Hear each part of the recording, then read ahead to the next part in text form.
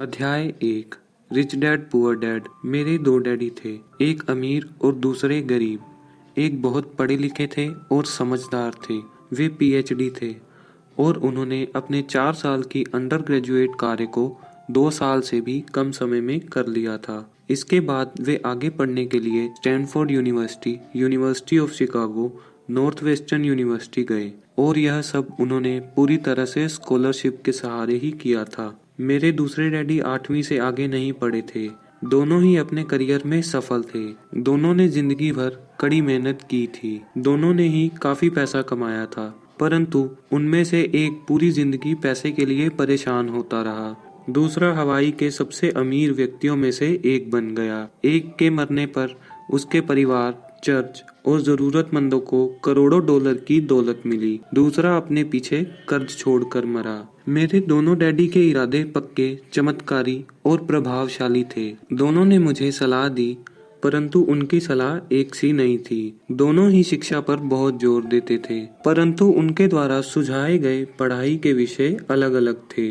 अगर मेरे पास केवल एक ही डैडी होते तो मैं या तो उनकी सलाह मान लेता या फिर उसे ठुकरा देता। चूंकि सलाह देने वाले दो थे, इसीलिए मेरे पास दो विरोधाभासी विचार होते थे, एक अमीर आदमी का और दूसरा गरीब आदमी का। किसी भी एक विचार को सीधे सीधे मान लेने या ना मानने के बजाय मैं उनकी सलाह पर काफी सोचा करता था, उनकी तुलना करता था और फिर खुद के लिए फैसला लिया करता था। समस्या यह थी कि अमीर डैडी अभी अमीर नहीं थे और गरीब डैडी अभी गरीब नहीं थे। दोनों ही अपने करियर शुरू कर रहे थे और दोनों ही दौलत तथा परिवार के लिए मेहनत कर रहे थे, परंतु पैसे के बारे में दोनों के विचार और नजरिए एकदम अलग थे। उदाहरण के तौर पर एक डैडी कहते थे, पैसे का मोह ही सभी बुराइयों की जड़ है, जबकि दूसरे डैडी कहा करते थे, पैसे की कमी ही सभी बुराइयों की जड़ है। जब मैं छोटा था तो मुझे दोनों डैडियों की अलग अलग सलाह से दिक्कत होती थी।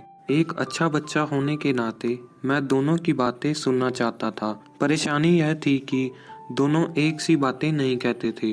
उनके विचारों में जमीन आसमान का फर्क था, खासकर पैसे कमाने के मामले में। मैं काफी लंबे समय तक यह सोचा करता था कि उनमें से किसने क्या कहा, क्यों कहा और उसका परिणाम क्या होगा। मेरा बहुत सा समय सोच विचार में ही गुजर जाता था। मैं खुद से बार बार इस तरह के सवाल पूछा करता था, उन्होंने ऐसा क्यों कहा, और फिर दूसरे डैडी की कही हुई बातों के बारे में भी इसी तरह के सवाल पूछता। काश मैं यह बोल सकता, हाँ वे बिल्कुल सही हैं, मैं उनकी बातों से पूरी तरह सहमत हूँ, या फिर यह कहकर मैं सीधा उनकी बातें ठुकरा सकता, बूढ़े को यह नहीं पता कि वह क्या कर रहा है। चूंकि दोनों ही मुझे प्यारे थे, इसीलिए मुझे खुद के लिए सोचने पर मजबूर होना पड़ा। इस तरह सोचना मेरी आदत बन गई, जो आगे चलकर मेरे लिए बहुत फायदेमंद साबित हुई। धन दौलत का विषय स्कूल में नहीं बल्कि घर पर पढ़ाया जाता है। शायद इसीलिए अमीर लोग और ज्यादा अमीर होते जाते हैं, जबकि गरीब और ज्यादा गरीब होते जाते हैं और मध्यम वर्ग कर्ज में डूबा रहता है। हम में से ज्यादातर लोग पैसे के बारे में अपने माता पिता से ही सीखते हैं। कोई गरीब पिता अपने बच्चे को पैसे के बारे में क्या सिखा सकता है? वह सिर्फ इतना ही कह सकता है, स्कूल जाओ और मेहनत से पढ़ो।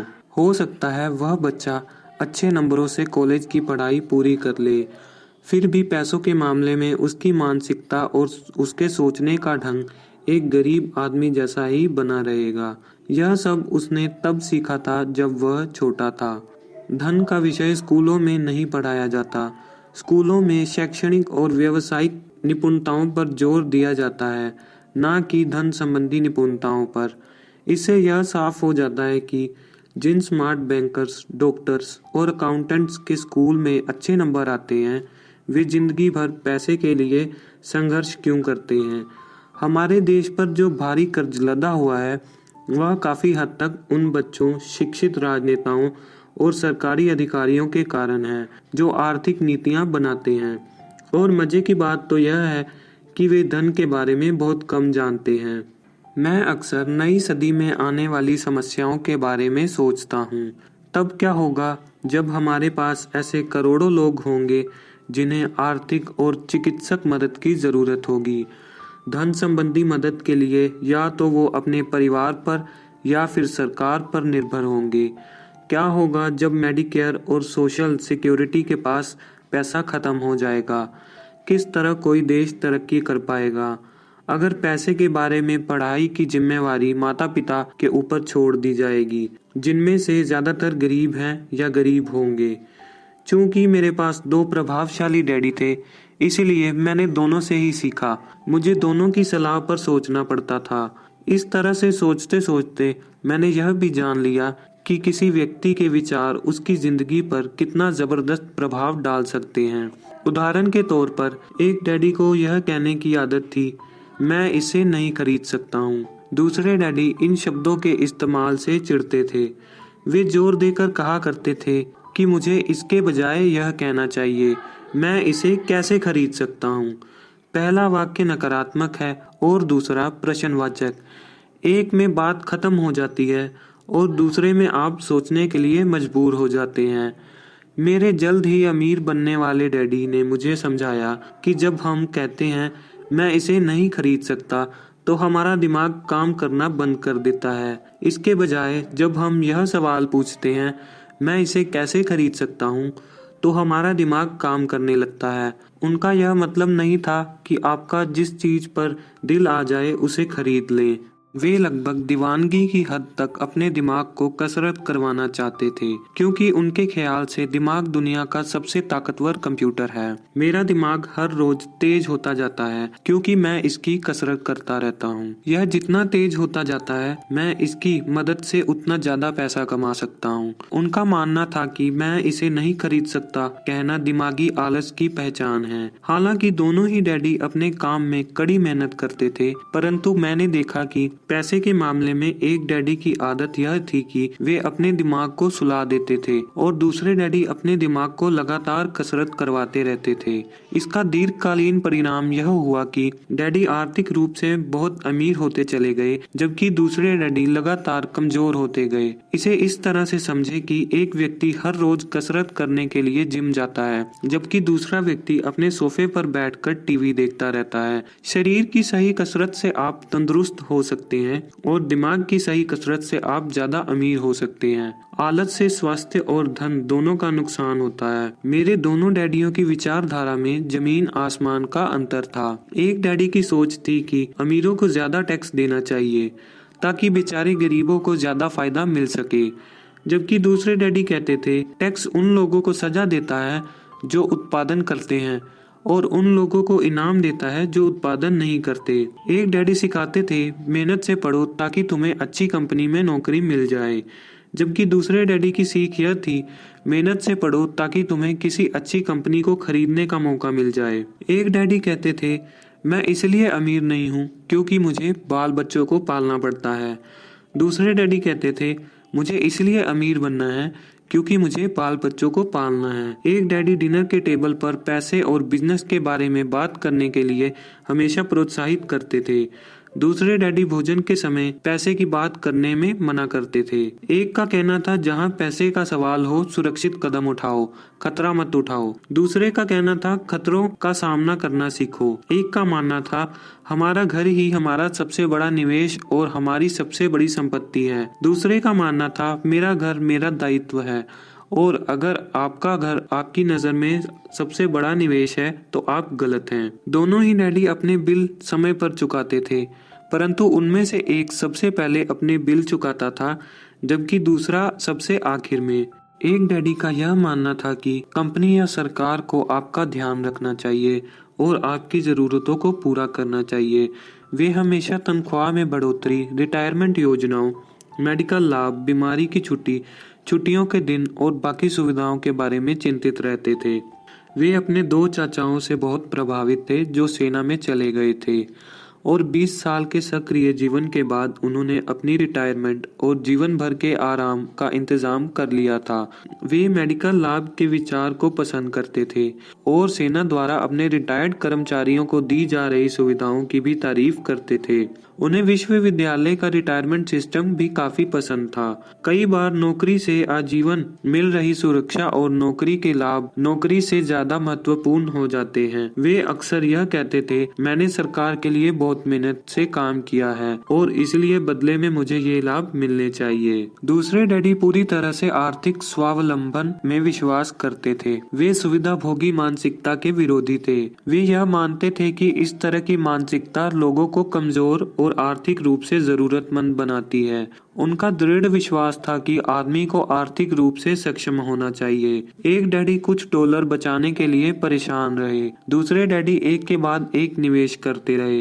एक डैडी ने मुझे बताया कि अच्छी नौकरी तराशने के लिए अच्छा सा बायोडाटा कैसे लिखा जाए। दूसरे ने मुझे यह सिखाया कि कैसे मजबूत व्यावसायिक और वित्तीय योजनाएं लिखी जाएं, जिससे मैं नौकरियां दे सकूं। दो प्रभावशाली डैडियों के साथ रहने के कारण मुझे यह विश्लेषण करने का मौका मिला कि उनके विचार का उनके जीवन पर कितना प्रभाव हो रहा है। मैंने पाया कि दरअसल लोग अपने विचार से ही अपने जीवन को दिशा देते हैं। उदाहरण के तौर पर मेरे डैडी हमेशा कहा करते थे, मैं कभी अमीर नहीं बन पाऊंगा, और उनकी यह भविष्यवाणी सही साबित हुई। दूसरी तरफ मेरे अमीर डैडी हमेशा खुद को अमीर समझते थे। वे इस तरह की बातें करते थे, मैं अमीर हूँ और अमीर लोग ऐसा नहीं करते। एक बड़े आर्थिक झटके के बाद जब वे दिवालियापन के कगार पर थे, तब भी वे खुद को अमीर आदमी ही कहते थे। वह अपने समर्थन में यह कहते थे, गरीब होने और पैसा न होने में फर्क होता है। पैसा पास में न होना अस्थायी होता है, जबकि गरीबी स्थायी है। मेरे गरीब डैडी यह भी कहते थे, मेरी पैसे में कोई रुचि नहीं है या फिर पैसा महत्वपूर्ण नहीं है। मेरे अमीर डैडी हमेशा यह कहते थे, पैसे में बहुत ताकत है। हो सकता है हमारे विचारों की ताकत को कभी भी मापा ना जा सके या फिर उन्हें पूरी तरह से समझा ना जा सके। फिर भी बचपन में ही मैं समझ गया था कि हमें अपने विचार पर ध्यान देना चाहिए और अपनी अभिव्यक्ति पर भी। मैंने देखा कि मेरे गरीब डैडी इसलिए गरीब नहीं थे क्योंकि वे कम कमाते थे, बल्कि इसलिए गरीब थे क्योंकि उनके विचार और काम गरीबों की तरह थे। दो डैडी होने के कारण बचपन से ही मैं इस बारे में बहुत सावधान हो चला था कि मैं किस तरह की विचारधारा अपनाऊं। मैं किसकी बात मानूं, अपने अमीर डैडी की या अपने गरीब डैडी की। हालांकि दोनों ही शिक्षा और ज्ञान को बहुत महत्वपूर्ण मानते थे, परंतु क्या सीखा जाए इस बारे में दोनों की राय अलग अलग थी।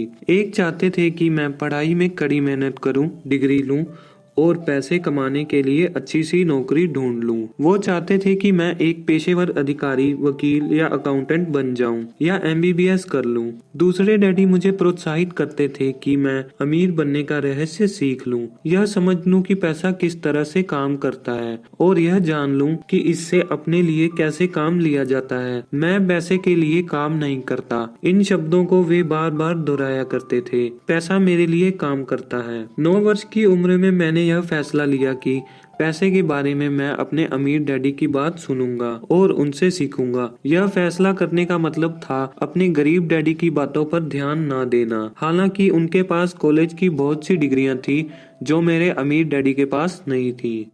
रॉबर्ट फ्रॉस्ट का सबक। रॉबर्ट फ्रॉस्ट मेरे पसंदीदा कवि हैं। हालांकि मुझे उनकी बहुत सी कविताएं पसंद हैं, परंतु द रोड नॉट टेकन मुझे सबसे ज्यादा पसंद है। मैं इसकी शिक्षा का इस्तेमाल हर रोज करता हूँ। द रोड नॉट टेकन, वह राह जिसे चुना नहीं गया। पीले जंगल में 2 राहें बढ़ती थी और अफसोस कि मुझे एक को चुनना था और मैं अकेला पथिक खड़ा था देर तक, यह देखते हुए कि यह राह कहाँ तक जाती है, झुरमुटों में मुड़ने से पहले। फिर मैंने दूसरी राह चुनी, उतनी ही सुंदर और शायद बेहतर भी, क्योंकि यहाँ घास ज्यादा थी और कम लोग गुजरते थे। हालांकि लोगों के गुजरने से यहाँ भी उतना ही नुकसान हुआ था और दोनों ही उस सुबह बराबर थी। पत्तियों पर काले कदम नहीं थे और मैंने पहली को अगले दिन के लिए रखा, पर यह जानते हुए कि किस तरह रास्ते निकलते हैं, मुझे शक था कि मैं कभी लौटूंगा। मैं आह भरकर यह कहूँगा, आज से सदियों बाद शायद। एक जंगल में 2 राहें बढ़ती थी और मैंने कम चली हुई राह को चुना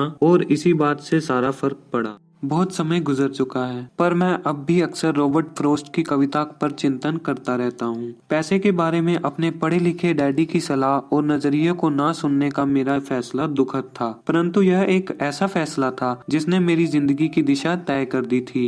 एक बार मैंने यह फैसला कर लिया कि मुझे किसकी बात सुननी है, तो उसके बाद मेरी धन संबंधी शिक्षा शुरू हो गई। मेरे अमीर डैडी ने मुझे 30 साल से भी ज्यादा समय तक सिखाया, तब तक जब तक कि मेरी उम्र 39 साल नहीं हो गई, और इसके बाद उन्होंने सिखाना बंद कर दिया। उन्होंने यह देख लिया था कि मैं अब सब सीख चुका हूँ जो वे मेरी मोटी बुद्धि में भरने की कोशिश कर रहे थे। पैसा एक तरह की ताकत है, परंतु इससे भी बड़ी ताकत है वित्तीय शिक्षा। पैसा तो आता और जाता रहता है, परंतु अगर आप यह जानते हैं कि पैसा किस तरह से काम करता है, तो आप ज्यादा ताकतवर हो जाते हैं और आप दौलत कमाना शुरू कर सकते हैं। केवल सकारात्मक चिंतन से ही समस्या का हल नहीं हो सकता, क्योंकि ज्यादातर लोग स्कूल में पढ़ते हैं और वहाँ वे कभी यह नहीं सीख पाते कि पैसा किस तरह से काम करता है। इसीलिए वे पैसे के लिए काम करने में अपनी सारी जिंदगी बर्बाद कर देते हैं। मेरी शिक्षा जब शुरू हो गई थी जब मैं केवल 9 साल का था, और इसी कारण मेरे अमीर डैडी ने मुझे जो पाठ पढ़ाए थे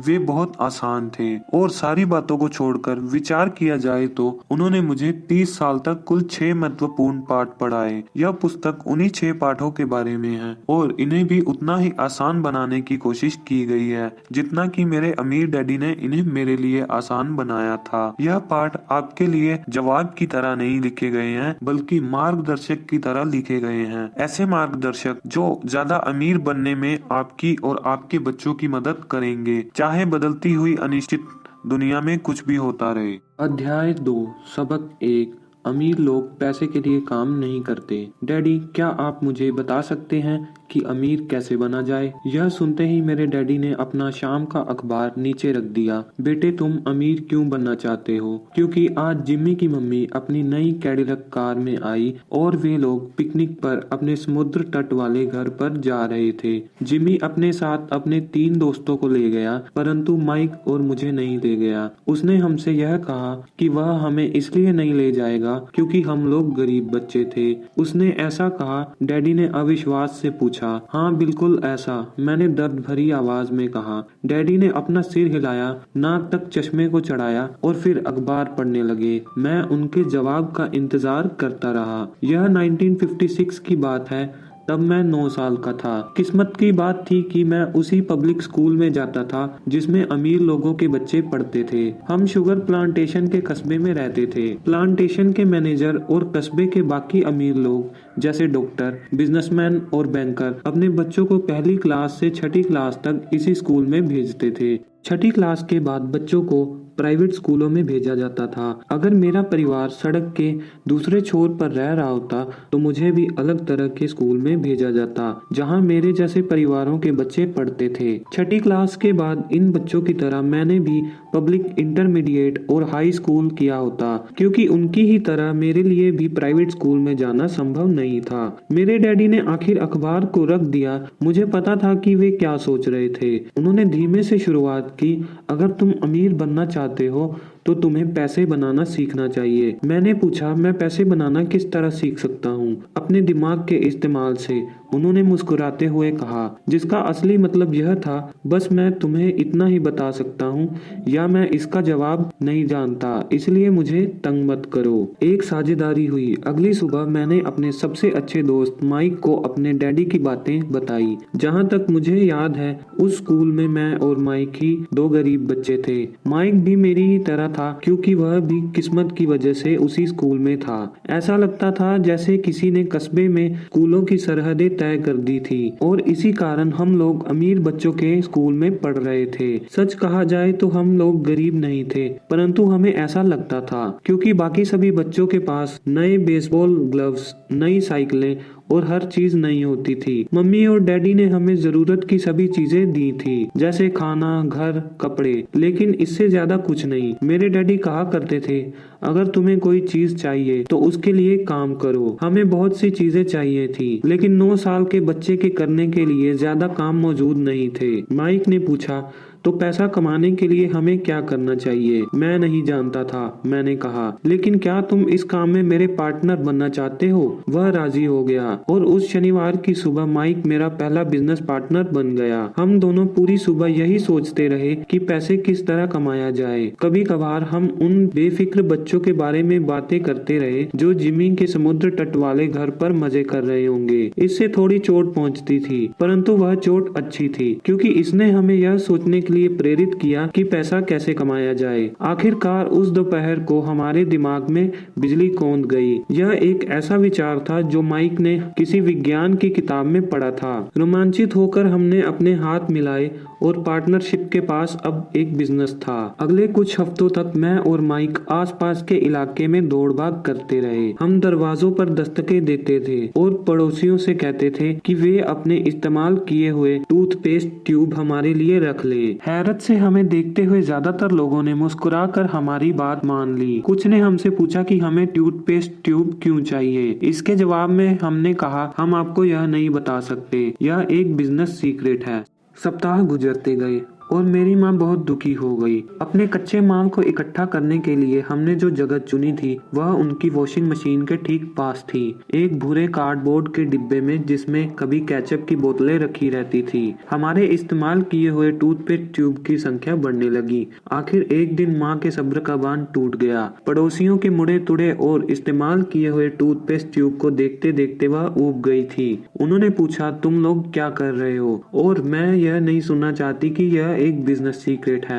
इस कचरे को साफ कर दो या मैं इसे उठाकर बाहर फेंक देती हूँ। माइक और मैंने अपने हाथ पैर जोड़े और उन्हें बताया कि जल्द ही हमारा कच्चा माल पर्याप्त जमा हो जाएगा और फिर हम उत्पादन शुरू कर देंगे। हमने उन्हें बताया कि हम कुछ पड़ोसियों का इंतजार कर रहे थे ताकि वे अपनी टूथपेस्ट ट्यूब को खत्म कर लें। माँ ने हमें एक हफ्ते की मोहलत दे दी। उत्पादन शुरू होने की तारीख करीब आ गई थी। दबाव बढ़ चुका था। हमारे वेयर हाउस के मालकिन यानी मेरी माँ ने हमारी पहली पार्टनरशिप कंपनी को यह जगह खाली करने का नोटिस थमा दिया था। अब माइक का काम यह था कि वह पड़ोसियों को अपने टूथपेस्ट जल्दी खत्म करने के लिए कहे और साथ ही यह भी जोड़ दे, दांत के डॉक्टर का कहना है कि दिन में कई बार ब्रश करना चाहिए। मैं उत्पादन की प्रक्रिया को ठीक ठाक करने में जुट गया। एक दिन मेरे डैडी अपने एक दोस्त के साथ कार पर बैठकर पोर्च में आए और उनके आश्चर्य का ठिकाना नहीं रहा जब उन्होंने वहां 9 साल के 2 बच्चों को उत्पादन की प्रक्रिया में पूरी गति से जुटे देखा। हर जगह बारीक सफेद पाउडर बिखरा हुआ था। एक लंबी मेज पर स्कूल से लाए गए दूध के छोटे कार्टन थे और हमारे परिवार की हिबाची ग्रिल लाल धधकते कोयले के साथ अधिकतम गर्मी पर जल रही थी। डैडी सावधानी से चलकर हमारे करीब आए। चूंकि हमारे उत्पादन की प्रक्रिया ने पोर्च पर करना कर लिया था, इसीलिए उन्हें कार बाहर ही खड़ी करनी पड़ी। जब वे और उनके दोस्त पास आए तो उन्होंने कोयले के ऊपर रखा एक स्टील का बर्तन देखा जिसमें टूथपेस्ट के ट्यूब पिघल रहे थे। उन दिनों टूथपेस्ट प्लास्टिक के ट्यूब में नहीं आते थे, ट्यूब शीशे के बने हुए होते थे। एक बार पेंट जल जाने पर हम ट्यूब को स्टील के बर्तन में डाल देते थे ताकि वह पिघलकर द्रव्य रूप में आ सके।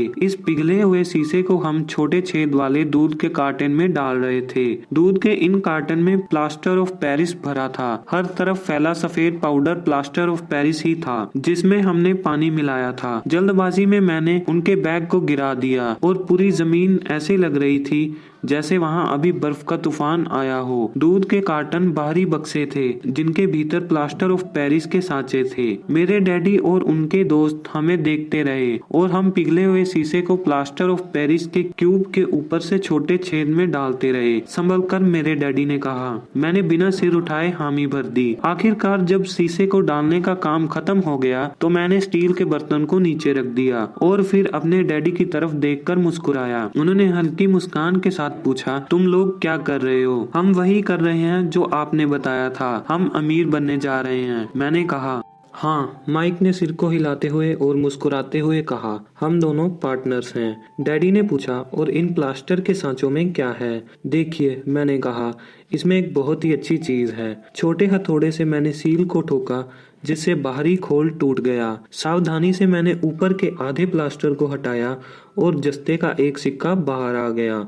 हे भगवान, मेरे डैडी ने कहा, तो तुम लोग जस्ते के सिक्के ढाल रहे थे? बिल्कुल सही, माइक ने कहा। हम वही कर रहे थे जैसा आपने हमसे कहा था। हम पैसा बना रहे थे। मेरे डैडी के दोस्त जोर से हंसने लगे। मेरे डैडी भी मुस्कुराए और उन्होंने अपना सिर हिलाया। उनके सामने आग और टूथपेस्ट की ट्यूब के बक्से के साथ सफेद धूल में लिपटे हुए दो बच्चे खड़े थे, जो इस कान से उस कान तक खुलकर मुस्कुरा रहे थे। उन्होंने हमसे कहा कि हम सब कुछ छोड़कर उनके साथ चले और घर के सामने वाली सीढ़ी पर बैठे। मुस्कुराते हुए उन्होंने हमें जालसाजी शब्द का मतलब समझाया। हमारे सपने धाराशायी हो गए। तो आपका मतलब है कि यह गैर कानूनी है? माइक ने कांपती आवाज में पूछा। छोड़ो भी, डैडी के दोस्त ने कहा। हो सकता है कि बच्चे अपनी जन्मजात प्रतिभा को विकसित कर रहे हों। मेरे डैडी उन्हें घूरते रहे। हाँ, यह गैर कानूनी है, डैडी ने नरमी से कहा। परंतु तुम लोगों ने यह साबित कर दिया है कि तुम में बहुत ज्यादा रचनात्मकता और मौलिक विचार हैं। इसी तरह आगे बढ़ते रहो। मुझे तुम पर गर्व है। निराश होकर माइक और मैं तकरीबन 20 मिनट तक चुपचाप अपना सिर पकड़कर बैठे रहे। इसके बाद हमने सारा अटाला साफ करना शुरू किया। पहले ही दिन हमारा बिजनेस चौपट हो गया था। पाउडर साफ करते हुए मैंने माइक की ओर देखा और कहा, मुझे लगता है कि जिमी और उसके दोस्त ठीक कहते हैं। हम सचमुच गरीब हैं। जब मैंने यह कहा तब डैडी बस जाने ही वाले थे। बच्चों, उन्होंने कहा, तुम गरीब तभी कहलाओगे जब तुम लोग हार मान लोगे। सबसे महत्वपूर्ण चीज यह है कि तुमने कुछ किया। ज्यादातर लोग केवल अमीर बनने के बारे में बातें करते रहते हैं और उसके सपने देखते रहते हैं। तुमने कुछ किया है। मुझे तुम दोनों पर गर्व है। मैं एक बार फिर से यही कहूंगा, आगे बढ़े चलो, हार मत मानो। माइक और मैं खामोश खड़े रहे। ये शब्द सुनने में अच्छे थे, परंतु हमें यह पता नहीं था कि हमें क्या करना चाहिए। तो ऐसा क्यों है डैडी कि आप अमीर नहीं हैं? मैंने पूछा। क्योंकि मैंने एक स्कूल टीचर बनने का फैसला किया था। स्कूल के टीचर अमीर बनने के बारे में नहीं सोचते, हम सिर्फ पढ़ाना पसंद करते हैं। काश कि मैं तुम लोगों की मदद कर सकता, परंतु हकीकत में मैं यह नहीं जानता कि दौलत कैसे कमाई जाती है। माइक और मैं पलटे और अपने सफाई अभियान में जुट गए। डैडी ने कहा, अगर तुम लोग यह सीखना ही चाहते हो कि अमीर कैसे बना जाए तो मुझसे मत पूछो। माइक, तुम अपने डैडी से यह सवाल पूछो। मेरे डैडी? माइक ने हैरानी से कहा। हाँ, तुम्हारे डैडी। मेरे डैडी ने मुस्कुराकर दोहराया। तुम्हारे डैडी और मेरा बैंकर एक ही है और वह तुम्हारे डैडी की बहुत तारीफ करता है। उसने मुझे कई बार यह बताया है कि पैसा बनाने में तुम्हारे डैडी का कोई जवाब नहीं है। मेरे डैडी? माइक ने एक बार फिर से हैरानी से पूछा। फिर ऐसा क्यों है कि स्कूल में अमीर बच्चों की तरह हमारे पास शानदार कार और आलीशान बंगला नहीं है? शानदार कार और आलीशान बंगले के होने का यह मतलब नहीं होता कि आप निश्चित रूप से अमीर हैं या आप पैसा कमाने की कला जानते हैं, डैडी ने जवाब दिया। जिमी के डैडी शुगर प्लांटेशन में काम करते हैं। उनमें और मुझ में कुछ ज्यादा फर्क नहीं है। वे एक कंपनी के लिए काम करते हैं और मैं सरकार के लिए। कंपनी उन्हें कार खरीद कर दे देती है। इस समय शक्कर की कंपनी आर्थिक संकट में फंसी हुई है और जिमी के डैडी के पास जल्द ही कुछ नहीं बचेगा। तुम्हारे डैडी अलग है माइक। ऐसा लगता है कि वे एक साम्राज्य बनाने जा रहे हैं और मेरा अंदाजा है कि कुछ ही सालों में वो बहुत अमीर हो जाएंगे। यह सुनकर माइक और मैं एक बार फिर रोमांचित हो गए। नए उत्साह से हमने अपने डूबे हुए व्यवसाय के कचरे को साफ करना शुरू कर दिया। जब हम सफाई कर रहे थे तो हमने यह भी योजना बना ली कि कब और कैसे माइक के डैडी से बात की जाए। समस्या यह थी कि माइक के डैडी बहुत ज्यादा काम करते थे और देर रात तक घर नहीं लौटते थे। माइक के डैडी के पास कई वेयरहाउस, कंस्ट्रक्शन कंपनी, स्टोर्स की श्रृंखला और 3 रेस्टोरेंट थे। रेस्टोरेंट के कारण ही उन्हें घर लौटने में देरी हो जाती थी। सफाई खत्म करने के बाद बस पकड़कर माइक अपने घर चला गया। वह अपने डैडी से बात करने वाला था, चाहे वे कितनी ही देर से घर लौटे, और उनसे पूछने वाला था कि क्या वे हमें अमीर बनने की तरकीब सिखाने के लिए तैयार हैं। माइक ने मुझे वादा किया कि जैसे ही वह अपने डैडी से बात कर लेगा वह मुझे फोन करेगा, चाहे कितनी ही देर क्यों न हो जाए। फोन रात को 8:30 बजे आया। ओके, अगले शनिवार, मैंने कहा और फोन रख दिया। माइक के डैडी माइक और मुझसे मिलने के लिए तैयार हो गए थे। शनिवार की सुबह 7:30 बजे मैंने शहर के दूसरे हिस्से में जाने के लिए बस पकड़ी और सबक शुरू हुए। मैं तुम्हें 1 घंटे के 10 सेंट दूंगा। 1956 की तनख्वाह के हिसाब से भी 10 सेंट प्रति घंटे का वेतन कम था। माइक और मैं सुबह 8 बजे उसके डैडी से मिले। वे पहले ही व्यस्त थे और उनके पास 1 घंटे से भी ज्यादा का काम मौजूद था। जब मैं उनके साधारण छोटे और साफ घर के सामने पहुंचा तो मैंने देखा कि उनका कंस्ट्रक्शन सुपरवाइजर अपने पिकअप ट्रक में वहां से जा रहा था। माइक मुझे दरवाजे पर ही मिल गया। डैडी अभी फोन पर हैं और उन्होंने कहा है कि हम लोग पीछे के पोर्च में उनका इंतजार करें, माइक ने दरवाजा खोलते हुए कहा। जब मैंने उस पुराने घर की दहलीज के अंदर कदम रखा तो लकड़ी की पुराने फर्श की चरमराहट सुनाई दी। दरवाजे के भीतर सस्ती सी चटाई थी। चटाई वहां इसलिए रखी थी ताकि फर्श पर पड़े अनगिनत कदमों के निशान को छुपाया जा सके। हालांकि वह साफ थी, पर यह स्पष्ट दिखता था कि उसे बदल देना चाहिए। जब मैं संकरे लिविंग रूम में घुसा तो मेरा दम घुटने लगा था। वहां पुराने फर्नीचर की बू आ रही थी और निश्चित रूप से उस फर्नीचर को संग्रहालय में होना चाहिए था। सोफे पर 2 महिलाएं बैठी थी जिनकी उम्र मेरी माँ से थोड़ी ज्यादा होगी। महिलाओं के सामने एक पुरुष मजदूरों के कपड़ों में बैठा हुआ था। उसने खाकी पैंट और खाकी शर्ट पहन रखा था। हालांकि कपड़े साफ और प्रेस किए थे, परंतु उनमें स्टार्च नहीं किया था। उस आदमी की उम्र मेरे डैडी से लगभग 10 साल ज्यादा होगी, शायद 45 साल। जब मैं और माइक उनके पास से गुजरते हुए किचन की तरफ गए जहां से पोर्च का रास्ता था तो वे मुस्कुराए। मैं भी जवाब में शर्माकर मुस्कुरा दिया। ये लोग कौन हैं? मैंने पूछा। अरे ये लोग डैडी के लिए काम करते हैं। बूढ़ा व्यक्ति उनके वेयरहाउस को संभालता है और महिलाएं रेस्टोरेंट की मैनेजर हैं। और तुमने उस कंस्ट्रक्शन सुपरवाइजर को तो देखा ही होगा जो यहाँ से 50 मील दूर एक सड़क परियोजना पर काम कर रहा है। उनका दूसरा सुपरवाइजर जो बहुत से घर बना रहा है वह तुम्हारे आने के पहले ही जा चुका है। क्या ऐसा हमेशा ही होता है? मैंने पूछा। हमेशा तो नहीं, पर अक्सर ऐसा ही होता है, माइक ने कहा और मेरे पास अपनी कुर्सी खींचते हुए वह मुस्कुराया। मैंने उनसे पूछा था कि क्या वे हमें पैसा बनाना सिखाएंगे। माइक ने मुझे बताया। अच्छा, और उन्होंने क्या जवाब दिया? मैंने सावधानीपूर्ण उत्सुकता से पूछा। पहले तो उनके चेहरे पर हंसी आई, पर फिर कुछ सोचकर उन्होंने कहा कि वे हमारे सामने एक ऑफर रखेंगे। अच्छा, मैंने कहा और अपनी कुर्सी की पीठ दीवार से टिका ली। मैं वहां कुर्सी के पिछले 2 पैरों के सहारे टिका बैठा रहा। माइक ने भी ऐसा ही किया। क्या तुम्हें पता है कि वे कौन सा ऑफर देने वाले हैं? मैंने पूछा। नहीं, पर हमें जल्दी ही पता चल जाएगा। अचानक माइक के डैडी उस पुराने दरवाजे से घुसकर पोर्च में दाखिल हुए। माइक और मैं अपने पैरों पर कूद गए, आदर के कारण नहीं बल्कि इसलिए कि हम चौंक गए थे। तो बच्चों तैयार? माइक के डैडी ने एक कुर्सी हमारे पास खिसकाते हुए पूछा।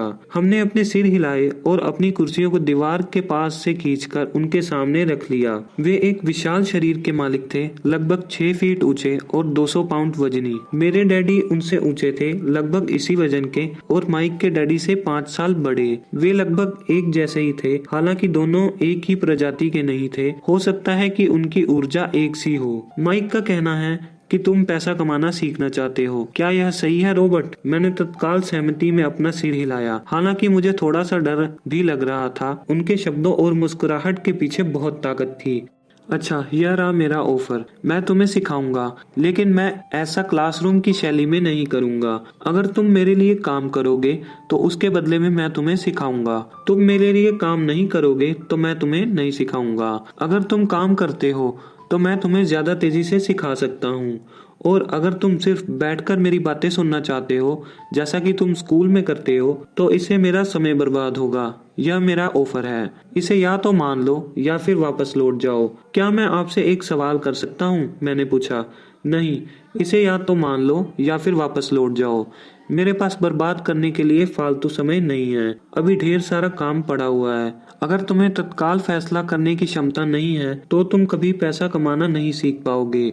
मौके आते हैं और चले जाते हैं, इसलिए तत्काल निर्णय लेने की क्षमता एक महत्वपूर्ण कला है। तुमने जैसा चाहा था वैसा एक मौका तुम्हारे सामने मौजूद है। अगले 10 सेकंड में या तो पढ़ाई शुरू हो जाएगी या फिर यह हमेशा के लिए खत्म हो जाएगी। माइक के डैडी ने चिढ़ाने वाली मुस्कुराहट के साथ कहा। मंजूर, मैंने कहा। मंजूर, माइक ने कहा। बहुत बढ़िया, माइक के डैडी ने कहा। 10 मिनट में मिसेस मार्टिन आ जाएंगी। उनसे बातें करने के बाद मैं तुम्हें उनके साथ भेज दूंगा और तुम लोगों का काम शुरू हो जाएगा। मैं तुम्हें हर 10 घंटे के 10 सेंट दूंगा और तुम हर शनिवार 3 घंटे काम करोगे। पर आज तो मेरा सॉफ्टबॉल का मैच है, मैंने कहा। माइक के डैडी ने अपनी आवाज को धीमा परंतु कड़क करके कहा, या तो मान लो या फिर वापस लौट जाओ। मान लिया, मैंने जवाब दिया। सॉफ्टबॉल खेलने के बजाय काम करने और सीखने का विकल्प चुनने में ही समझदारी थी। 30 सेंट के बाद शनिवार की खुशनुमा सुबह 9 बजे माइक और मैं मिसेज मार्टिन के साथ काम कर रहे थे। वे एक दयालु और धैर्यवान महिला थी। वे हमेशा कहा करती थी कि माइक और मुझे देखकर उन्हें अपने दोनों बच्चों की याद आ जाती है, जो अब बड़े हो गए थे तथा दूर चले गए थे। हालांकि वे दयालु थी, परंतु वे कड़ी मेहनत में विश्वास करती थी और इसीलिए वे हमें हमेशा काम में जुटाए रखती थी। वे बहुत ही कड़क मैनेजर थी। हम 3 घंटे तक डिब्बा बंद सामानों को शेल्फ पर से उतारते थे, उनकी धूल साफ करते थे और फिर उन्हें करीनों में जमाते थे। यह बड़ी मेहनत का काम था और बोरियत से भरा भी। माइक के डैडी को मैं अपना अमीर डैडी कहता हूँ। उनके पास इस तरह के 9 सुपरेट्स थे जहाँ पार्किंग के लिए बहुत सी जगह थी। वे 7 से 11 कन्वीनियंट स्टोर के शुरुआती संस्करण थे। पड़ोस में जनरल स्टोर जहाँ लोग दूध, ब्रेड, बटर और सिगरेट जैसी चीजें खरीदते हैं। समस्या यह थी कि हवाई में एयर कंडीशनिंग नहीं थी और गर्मी के कारण स्टोर्स का दरवाजा बंद नहीं कर सकते थे। स्टोर्स के दोनों ओर दरवाजे को पूरा खुला रखा जाता था ताकि सड़क और पार्किंग की जगह सामने दिखती रहे। जब भी कोई कार पार्क करने में आती थी तो उसके साथ धूल का गुब्बार भी आता था जो स्टोर्स में घुसकर डिब्बों पर जम जाता था। इसलिए हम लोगों की नौकरी तभी तक चलती जब तक कि एयर कंडीशनिंग नहीं हो जाती। 3 हफ्तों तक माइक और मैं मिसेज मार्टिन के पास जाकर 3 घंटे तक काम करते रहे। दोपहर तक हमारा काम खत्म हो जाता था और वे हम में से हर एक के हाथ में 3 छोटे सिक्के डाल देती थी। उस समय 50 के दशक में 9 साल की उम्र में 30 सेंट कमाने भी कोई खास खुशी नहीं होती थी। तब कॉमिक्स की कीमत भी 10 सेंट हुआ करती थी। इसलिए मैं अपनी कमाई को कॉमिक्स पर खर्च कर देता था और घर लौट जाता था। चौथे हफ्ते के बुधवार तक मैंने काम छोड़ने का मन बना लिया था। मैं सिर्फ इसीलिए काम करने के लिए तैयार हुआ था क्योंकि मैं माइक के डैडी से पैसा कमाना सीखना चाहता था। इसीलिए मैं 10 सेंट प्रति घंटे की गुलामी कर रहा था। और सबसे बड़ी बात तो यह थी कि उस पहले शनिवार के बाद से ही मैंने माइक के डैडी को देखा तक नहीं था। मैं काम छोड़ रहा हूँ, मैंने लंच के समय माइक से कहा। स्कूल लंच बड़ा ही निराशाजनक था। स्कूल भी उबाऊ था और अब तो मेरे पास शनिवार भी नहीं थे जिसका मैं इंतजार कर सकूं। परंतु 30 सेंट के कारण मुझे धक्का पहुंचा था। इस बार माइक मुस्कुराया। तुम किस बात पर हंस रहे हो? मैंने गुस्से और कुंठा से पूछा। डैडी ने कहा था कि ऐसा ही होगा। उन्होंने कहा था कि जब तुम काम छोड़ने का फैसला कर लोगे तब वो तुमसे मिलना चाहेंगे। क्या? मैंने आवेश में पूछा। क्या वे मेरे उकता जाने का इंतजार कर रहे थे? कुछ, माइक ने कहा। मेरे डैडी जरा अलग किस्म के हैं। उनका सिखाने का तरीका तुम्हारे डैडी के पढ़ाने के तरीके से बिल्कुल अलग है। तुम्हारे मम्मी डैडी बहुत बातें करते हैं, दूसरी तरफ मेरे डैडी बहुत कम बोलते हैं। तुम सिर्फ इस शनिवार तक का इंतजार कर लो। मैं उन्हें बता दूंगा कि तुमने काम छोड़ने का फैसला कर लिया है। इसका मतलब यह है कि मेरे साथ नाटक खेला गया है। नहीं, ऐसा नहीं हुआ है, पर शायद हो सकता है। डैडी शनिवार को इसके बारे में समझाएंगे। शनिवार को लाइन में लगकर इंतजार करते हुए मैं उनका सामना करने के लिए तैयार था। यहाँ तक कि मेरे असली डैडी भी उनसे नाराज थे। मेरे असली डैडी, जिन्हें मैं गरीब डैडी कहता हूँ, यह मानते थे कि मेरे अमीर डैडी बाल श्रम कानून का उल्लंघन कर रहे थे और इस पूरे मामले की जांच होनी चाहिए। मेरे पढ़े लिखे डैडी ने मुझसे यह कहा कि मैं सही तनख्वाह मांगू, कम से कम 25 सेंट प्रति घंटा। मेरे गरीब डैडी ने मुझसे कहा कि अगर मेरी तनख्वाह नहीं बढ़ती है तो मुझे तत्काल नौकरी छोड़ देनी चाहिए और वैसे भी तुम्हें उस घटिया काम की कोई जरूरत नहीं है। मेरे गरीब डैडी ने झल्ला कर कहा। शनिवार को सुबह 8 बजे मैं एक बार फिर माइक के घर उसी पुराने दरवाजे के अंदर घुस रहा था। कुर्सी पर बैठो और लाइन में इंतजार करो, माइक के डैडी ने मेरे घुसते ही कहा। फिर वे अंदर जाकर अपने छोटे से ऑफिस में बैठ गए जो बेडरूम के पास था। मैंने कमरे के चारों तरफ देखा परंतु मुझे माइक नहीं दिखा। अजीब सा महसूस करते हुए मैं उन्हीं दोनों महिलाओं के बगल में बैठ गया जो मुझे 4 हफ्ते पहले वहीं मिली थी। वे मुस्कुराई और सोफे पर थोड़ी सी खिसक गई ताकि मैं भी बैठ सकूं। 45 मिनट गुजर गए और मैं उबर रहा था। दोनों महिलाएं उनसे तकरीबन 30 मिनट पहले ही मिलकर जा चुकी थी। एक बूढ़ा सा आदमी वहां 20 मिनट तक बैठा और फिर वह भी निकल गया था। घर खाली था और हवाई में खुशनुमा सुबह को मैं सीलन भरे अंधेरे लिविंग रूम में बैठा हुआ था और इस बात का इंतजार कर रहा था कि एक लालची और बच्चों का शोषण करने वाला आदमी मुझसे बातें करे। मैं सुन सकता था कि वे फोन पर बातें कर रहे थे, ऑफिस में इधर उधर के काम कर रहे थे और मुझे नजरअंदाज कर रहे थे। मेरी इच्छा तो यह हो रही थी कि मैं उस घमंडी आदमी से बिना मिले ही घर लौट जाऊं, पर किसी वजह से मैं रुक गया। आखिरी 15 मिनट बाद ठीक 9 बजे अमीर डैडी अपने ऑफिस से बाहर निकले। बिना कुछ कहे उन्होंने हाथ से मुझे इशारा किया कि मैं उनके डब्बे नुमा ऑफिस में जाऊं। अमीर डैडी ने अपनी ऑफिस कुर्सी पर बैठते हुए कहा, या तो तुम्हारी तनख्वाह बढ़ाई जाए या तुम काम छोड़ रहे हो, है ना? हाँ, समझौते के मुताबिक आप अपनी शर्त पूरी नहीं कर रहे हैं, मैंने लगभग आंसुओं से भीगे स्वर में कहा।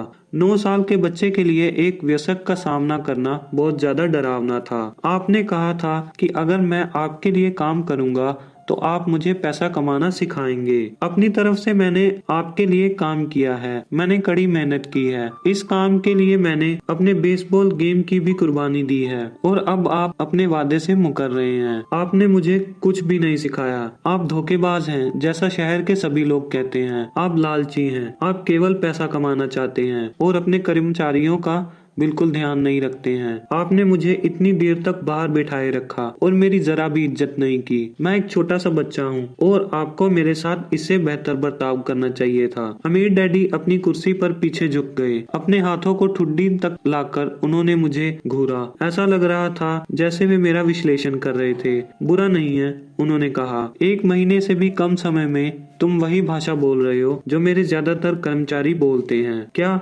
मैंने पूछा। मैं समझ नहीं पा रहा था कि वे क्या कह रहे थे और इसलिए मैंने अपना दुखड़ा रोना चालू रखा। मुझे लगता था कि आप अपने वादे पर कायम रहेंगे और मुझे कुछ सिखाएंगे। इसके बजाय आप तो मुझ पर ही अत्याचार कर रहे हैं। यह तो जुल्म है, सरासर जुल्म। मैं तुम्हें सिखा तो रहा हूँ, अमीर डैडी ने धीमी आवाज में कहा। आपने मुझे क्या सिखाया है? कुछ भी नहीं, मैंने गुस्से से कहा। एक बार मैं चंद सिक्कों में काम करने के लिए तैयार हो गया, उसके बाद तो आपने मुझसे बात तक नहीं की। 10 सेंट प्रति घंटा। मैं आपकी शिकायत सरकार से करूंगा। हमारे देश में भी बाल श्रम कानून है। आप तो जानते ही हैं कि मेरे डैडी सरकार के लिए काम करते हैं। शाबाश, अमीर डैडी ने कहा। अब तुम उन ज्यादातर लोगों की भाषा बोल रहे हो, वे लोग जिन्हें या तो मैंने नौकरी से निकाल दिया है या जिन्होंने खुद मेरी नौकरी छोड़ दी है। तो इस बारे में आपको क्या कहना है? मैंने पूछा और मुझे यह लग रहा था कि कम उम्र के बावजूद मैं बहादुरी से बातें कर रहा था। आपने मुझसे झूठ बोला, मैंने आपके लिए काम किया और आपने अपना वादा पूरा नहीं किया। आपने मुझे कुछ भी नहीं सिखाया। कौन कहता है कि मैंने तुम्हें कुछ नहीं सिखाया? मेरे अमीर डैडी ने शांति से कहा। मैंने 3 हफ्तों तक काम किया और इस बीच आपने सिखाना तो दूर रहा, मुझसे कभी बात तक नहीं की। मैंने व्यंग भरे अंदाज में कहा। क्या सिखाने का मतलब केवल भाषण या बातचीत ही होता है? अमीर डैडी ने पूछा। और क्या, मैंने जवाब दिया। इस तरह से वे तुम्हें स्कूल में सिखाते हैं, उन्होंने मुस्कुराकर कहा। परंतु जिंदगी तुम्हें इस तरह से नहीं सिखाती है। मेरा यह मानना है कि जिंदगी सबसे बढ़िया टीचर होती है। ज्यादातर जिंदगी आपसे बातें नहीं करती, यह एक तरह से आपको धक्का देती है। हर धक्के के जरिए जिंदगी आपसे कहती है, जाग जाओ, मैं तुम्हें कुछ सिखाना चाहती हूँ। यह आदमी कैसी बेसिर पैर की बातें कर रहा है? मैंने अपने आप से पूछा। जिंदगी अगर मुझे धक्का देती है तो इसका मतलब यह है कि जिंदगी मुझसे बातें करती है। अब मैं जान चुका था कि मुझे यह काम तत्काल छोड़ देना चाहिए। मैं किसी ऐसे आदमी से बातें कर रहा था जो पागल था और जिसे ताले में बंद रखने की जरूरत थी। अगर तुम जिंदगी से सबक सीखते हो तो इससे तुम्हें बहुत फायदा होगा। अगर तुम ऐसा नहीं करते हो तो जिंदगी तुम्हें लगातार धक्के देती रहेगी। लोग 2 चीज करते हैं, कुछ लोग जिंदगी के धक्कों को सहन करते चले जाते हैं, बाकी लोग गुस्सा गुस्सा हो जाते हैं और जिंदगी को धक्का दे देते हैं, परंतु वे धक्का देते हैं अपने बॉस को, अपने काम को, अपनी पत्नी को या पति को। वे यह नहीं जानते कि जिंदगी उन्हें धक्का दे रही है। मैं नहीं जानता था कि वे किस बारे में बातें कर रहे हैं। जिंदगी हम सबको धक्के मारती है। कुछ लोग हार मान लेते हैं, बाकी लोग लड़ते हैं, कुछ लोग सबक सीख लेते हैं और आगे बढ़ जाते हैं। वे जिंदगी के धक्कों का स्वागत करते हैं। इन गिने चुने लोगों के लिए इसका मतलब यह होता है कि कुछ नया सीखना चाहिए। वे सीखते हैं और आगे बढ़ जाते हैं। ज्यादातर लोग छोड़ देते हैं और कुछ तुम्हारी तरह लड़ते भी हैं। अमीर डैडी खड़े हो गए और उन्होंने टूटी फूटी खिड़की को बंद कर दिया। अगर तुम यह सबक सीख लेते हो तो तुम एक समझदार, अमीर और सुखी युवक बन सकते हो। अगर तुम यह नहीं सीखते हो तो तुम जिंदगी भर अपनी समस्याओं के लिए अपनी नौकरी, कम तनख्वाह या अपने बॉस को कोसते रहोगे। तुम हमेशा ऐसे बड़े मौके की उम्मीद करते रहोगे जो आए और तुम्हारी आर्थिक समस्याओं को सुलझा दे। अमीर डैडी ने मेरी तरफ देखा कि क्या मैं अभी भी उनकी बातें सुन रहा हूँ। उनकी आंखें मेरी आंखों से मिली। हम एक दूसरे की तरफ देखते रहे और हमारी आंखों के बीच सर्वेक्षण की धाराएं बहने लगी। आखिर जब मैं उनके संदेश का मतलब समझ गया तो मैंने अपनी नजरें झुका ली। मैं जान गया था कि वे सही थे। मैं उन्हें दोषी ठहरा रहा था, जबकि सीखने की जिद मेरी ही थी। मैं फालतू में ही लड़ रहा था। अमीर डैडी ने आगे कहा, अगर आप इस तरह के आदमी हैं जिसमें हिम्मत नहीं है तो आप जिंदगी के हर थपेड़ के सामने हार मान जाते हैं। अगर आप इस किस्म के आदमी हैं तो आप जिंदगी भर सुरक्षित खेल खेलते रहेंगे, सही चीजें करते रहेंगे और किसी ऐसे वक्त का इंतजार करते रहेंगे जो कभी आने वाला ही नहीं है, और फिर आप एक बोरिंग बुढ़े की तरह मर जाएंगे। आपके बहुत से दोस्त होंगे जो आपकी सिर्फ इसलिए तारीफ करेंगे क्योंकि आप एक मेहनती और भले आदमी थे। आपने अपनी जिंदगी सुरक्षित खेल खेलने और सही चीजें करने में गुजार दी, परंतु सच बात तो यह है कि आपने जिंदगी की थपेड़ों के सामने घुटने टेक दिए। आप खतरा मोल लेने की कल्पना तक से डरते थे। हकीकत में तो आप जीतना चाहते थे, परंतु आपके लिए हारने का डर जीतने के रोमांच से ज्यादा ताकतवर साबित हुआ। अंदर से आप और केवल आप जान पाएंगे कि आपने कभी जीतने की कोशिश नहीं की। आपने सुरक्षित खेल खेलने का विकल्प चुना। हमारी नजरें एक बार फिर मिली। 10 सेकंड तक हम एक दूसरे की तरफ देखते रहे और एक बार फिर मैंने तभी नजरें हटाई जब मैं उनकी बात का मतलब समझ गया। आप मुझे धक्का दे रहे थे, मैंने पूछा।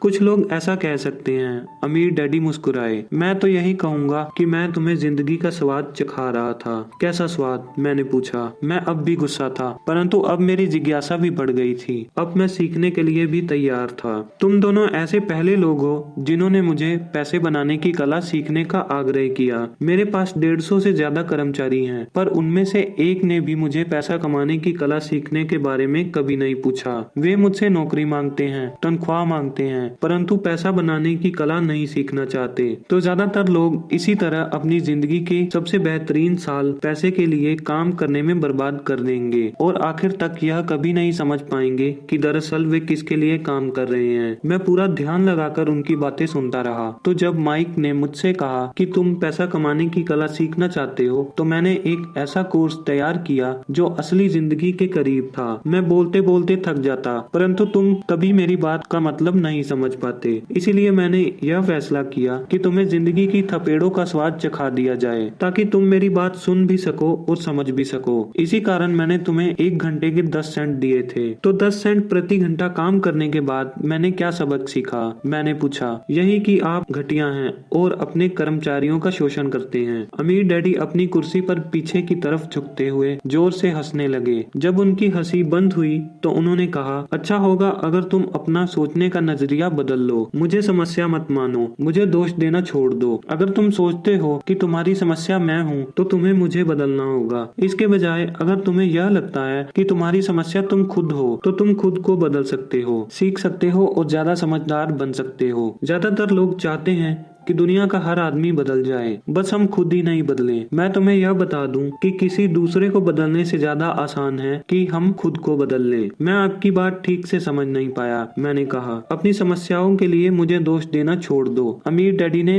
अधीरता से कहा। पर आपने मुझे सिर्फ 10 सेंट का ही वेतन दिया, तो तुमने क्या सीखा? अमीर डैडी ने मुस्कुराकर पूछा। यही कि आप घटिया हैं, मैंने शरारत भरी मुस्कान के साथ कहा। अच्छा तो तुम यह सोचते हो समस्या मैं हूँ, अमीर डैडी ने कहा। वो तो आप हैं ही। खैर इसी तरीके से सोचते रहो और तुम जिंदगी भर कुछ नहीं सीख पाओगे। अगर तुम्हारा नजरिया यही है कि समस्या मैं हूँ, तो तुम्हारे पास क्या विकल्प रह जाते हैं। अगर आप मेरी तनख्वाह नहीं बढ़ाते या मुझे ज्यादा इज्जत नहीं देते हैं तो मैं काम छोड़कर चला जाऊंगा। ठीक कहा, अमीर डैडी ने कहा। और ज्यादातर लोग यही करते हैं, वे काम छोड़कर चले जाते हैं और दूसरी नौकरी की तलाश करते हैं जहां उन्हें बेहतर मौके और ज्यादा अच्छी तनख्वाह मिले। उन्हें यह गलतफहमी होती है कि नई नौकरी या ज्यादा तनख्वाह से उनकी समस्या सुलझ सकती है। ज्यादातर मामलों में ऐसा नहीं होता। तो समस्या किस तरह सुलझ सकती है, मैंने पूछा। 10 सेंट प्रति घंटे के हिसाब से तनख्वाह लेकर मुस्कुराते हुए अमीर डैडी मुस्कुराए। यही बाकी लोग करते हैं। वे यह जानते हुए भी कम तनख्वाह में काम करते हैं क्योंकि नौकरी छूट जाने पर उनका और उनके परिवार का पेट कैसे भरेगा। इसीलिए मन महसूस कर वे नौकरी करते हैं और यह सोचकर तनख्वाह बढ़ने का इंतजार करते हैं कि ज्यादा पैसे आने से समस्या सुलझ जाएगी। ज्यादातर लोग ऐसा ही सोचते हैं और कड़ी मेहनत करते हुए दूसरी नौकरी भी कर लेते हैं, परंतु उनमें भी उन्हें तनख्वाह कम ही मिलती है।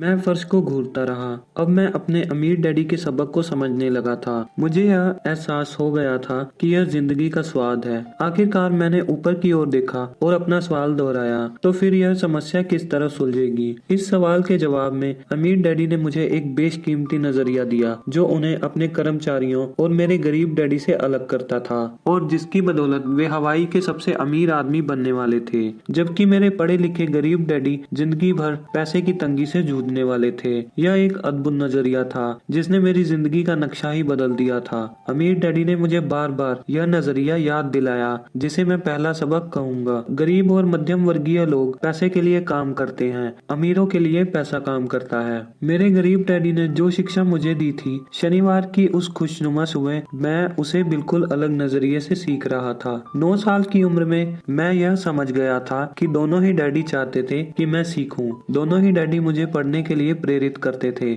फर्क सिर्फ इतना था कि दोनों के सुझाए गए विषय अलग अलग थे। मेरे पढ़े लिखे डैडी चाहते थे कि मैं वही करूं जो उन्होंने किया था। बेटे, मैं चाहता हूं कि तुम मेहनत से पढ़ो, अच्छे नंबर लाओ ताकि तुम्हें किसी बड़ी कंपनी में सुरक्षित नौकरी मिल सके और यह अच्छी तरह से देख लो कि इसमें बहुत से दूसरे लाभ हों। मेरे अमीर डैडी चाहते थे कि मैं यह सीख लूं पैसा कैसे काम करता है ताकि मैं इससे अपने काम करवा सकूं। यह सबक मुझे जीवन भर उनके मार्गदर्शन में सीखना था, ना कि किसी क्लासरूम में। मेरे अमीर डैडी ने मेरा पहला सबक जारी रखा। मैं खुश हूँ कि तुम 10 सेंट प्रति घंटा के हिसाब से काम करने पर गुस्सा हो गए। अगर तुम गुस्सा नहीं हुए होते और तुम ऐसा खुशी खुशी करते रहते तो मैं तुम्हें साफ कह देता कि मैं तुम्हें नहीं सिखा सकता। यह जान लो कि सच्ची शिक्षा में ऊर्जा, प्रबल भावना और जबरदस्त इच्छा की जरूरत होती है। गुस्से उस फॉर्मूले का एक बड़ा हिस्सा है क्योंकि प्रबल भावना में गुस्सा और प्रेम समन्वय होता है। जब पैसे की बात आती है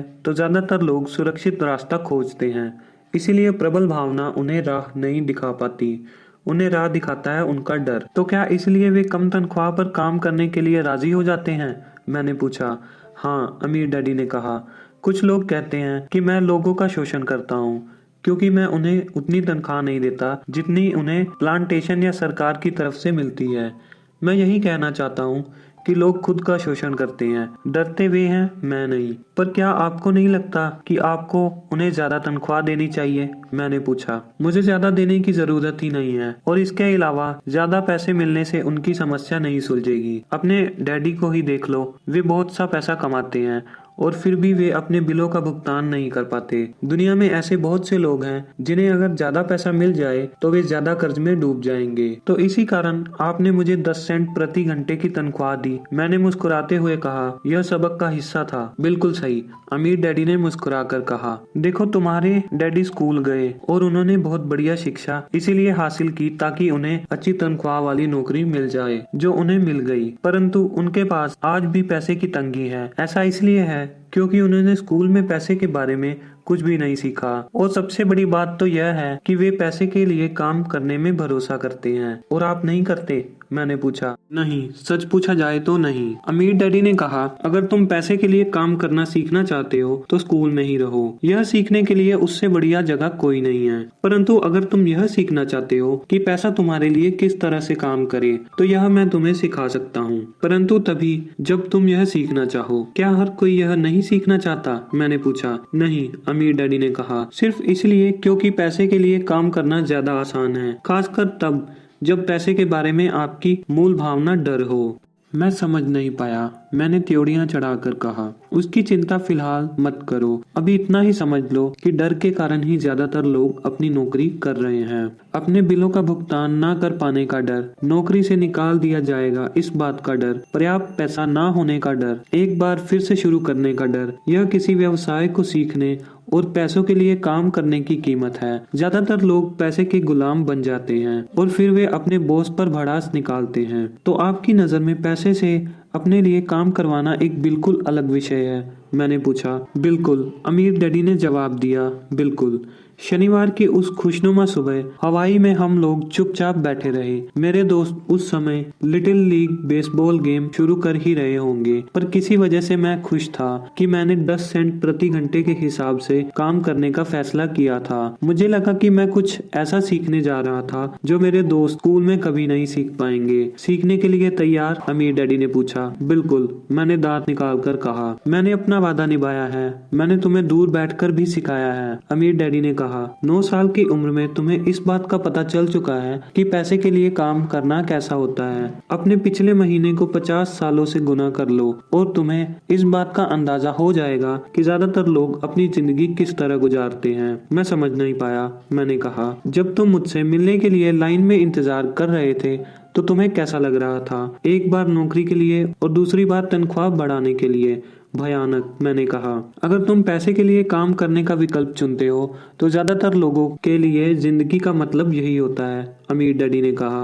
और तुम्हें तब कैसा लग रहा था जब मिसेस मार्टिन ने तुम्हारे हाथ में 3 घंटे के काम के लिए 3 सिक्के थमाए थे? मुझे लगा कि यह काफी नहीं है। मुझे लग रहा था कि यह कुछ भी नहीं है। मैं निराश हुआ था, मैंने कहा। और यही ज्यादातर कर्मचारियों को लगता है जब वे अपनी तनख्वाह के चेक को देखते हैं, खासकर तब जब उससे टैक्स और बाकी कटौतियां कर ली जाती हैं। कम से कम तुम्हें तो पूरी तनख्वाह मिली थी, उन्हें तो पूरी तनख्वाह भी नहीं मिलती। आपका मतलब है कि ज्यादातर कर्मचारियों को पूरी तनख्वाह नहीं मिलती? मैं हैरान था। नहीं, अमीर डैडी ने कहा, सरकार हमेशा अपना हिस्सा पहले ही ले लेती है। सरकार ऐसा कैसे करती है? मैंने पूछा। टैक्स, अमीर डैडी ने कहा। जब आप कमाते हैं तो आप पर टैक्स लगता है, जब आप खर्च करते हैं तो आप पर टैक्स लगता है, जब आप बचाते हैं तो आप पर टैक्स लगता है, जब आप मर जाते हैं तो भी आप पर टैक्स लगता है।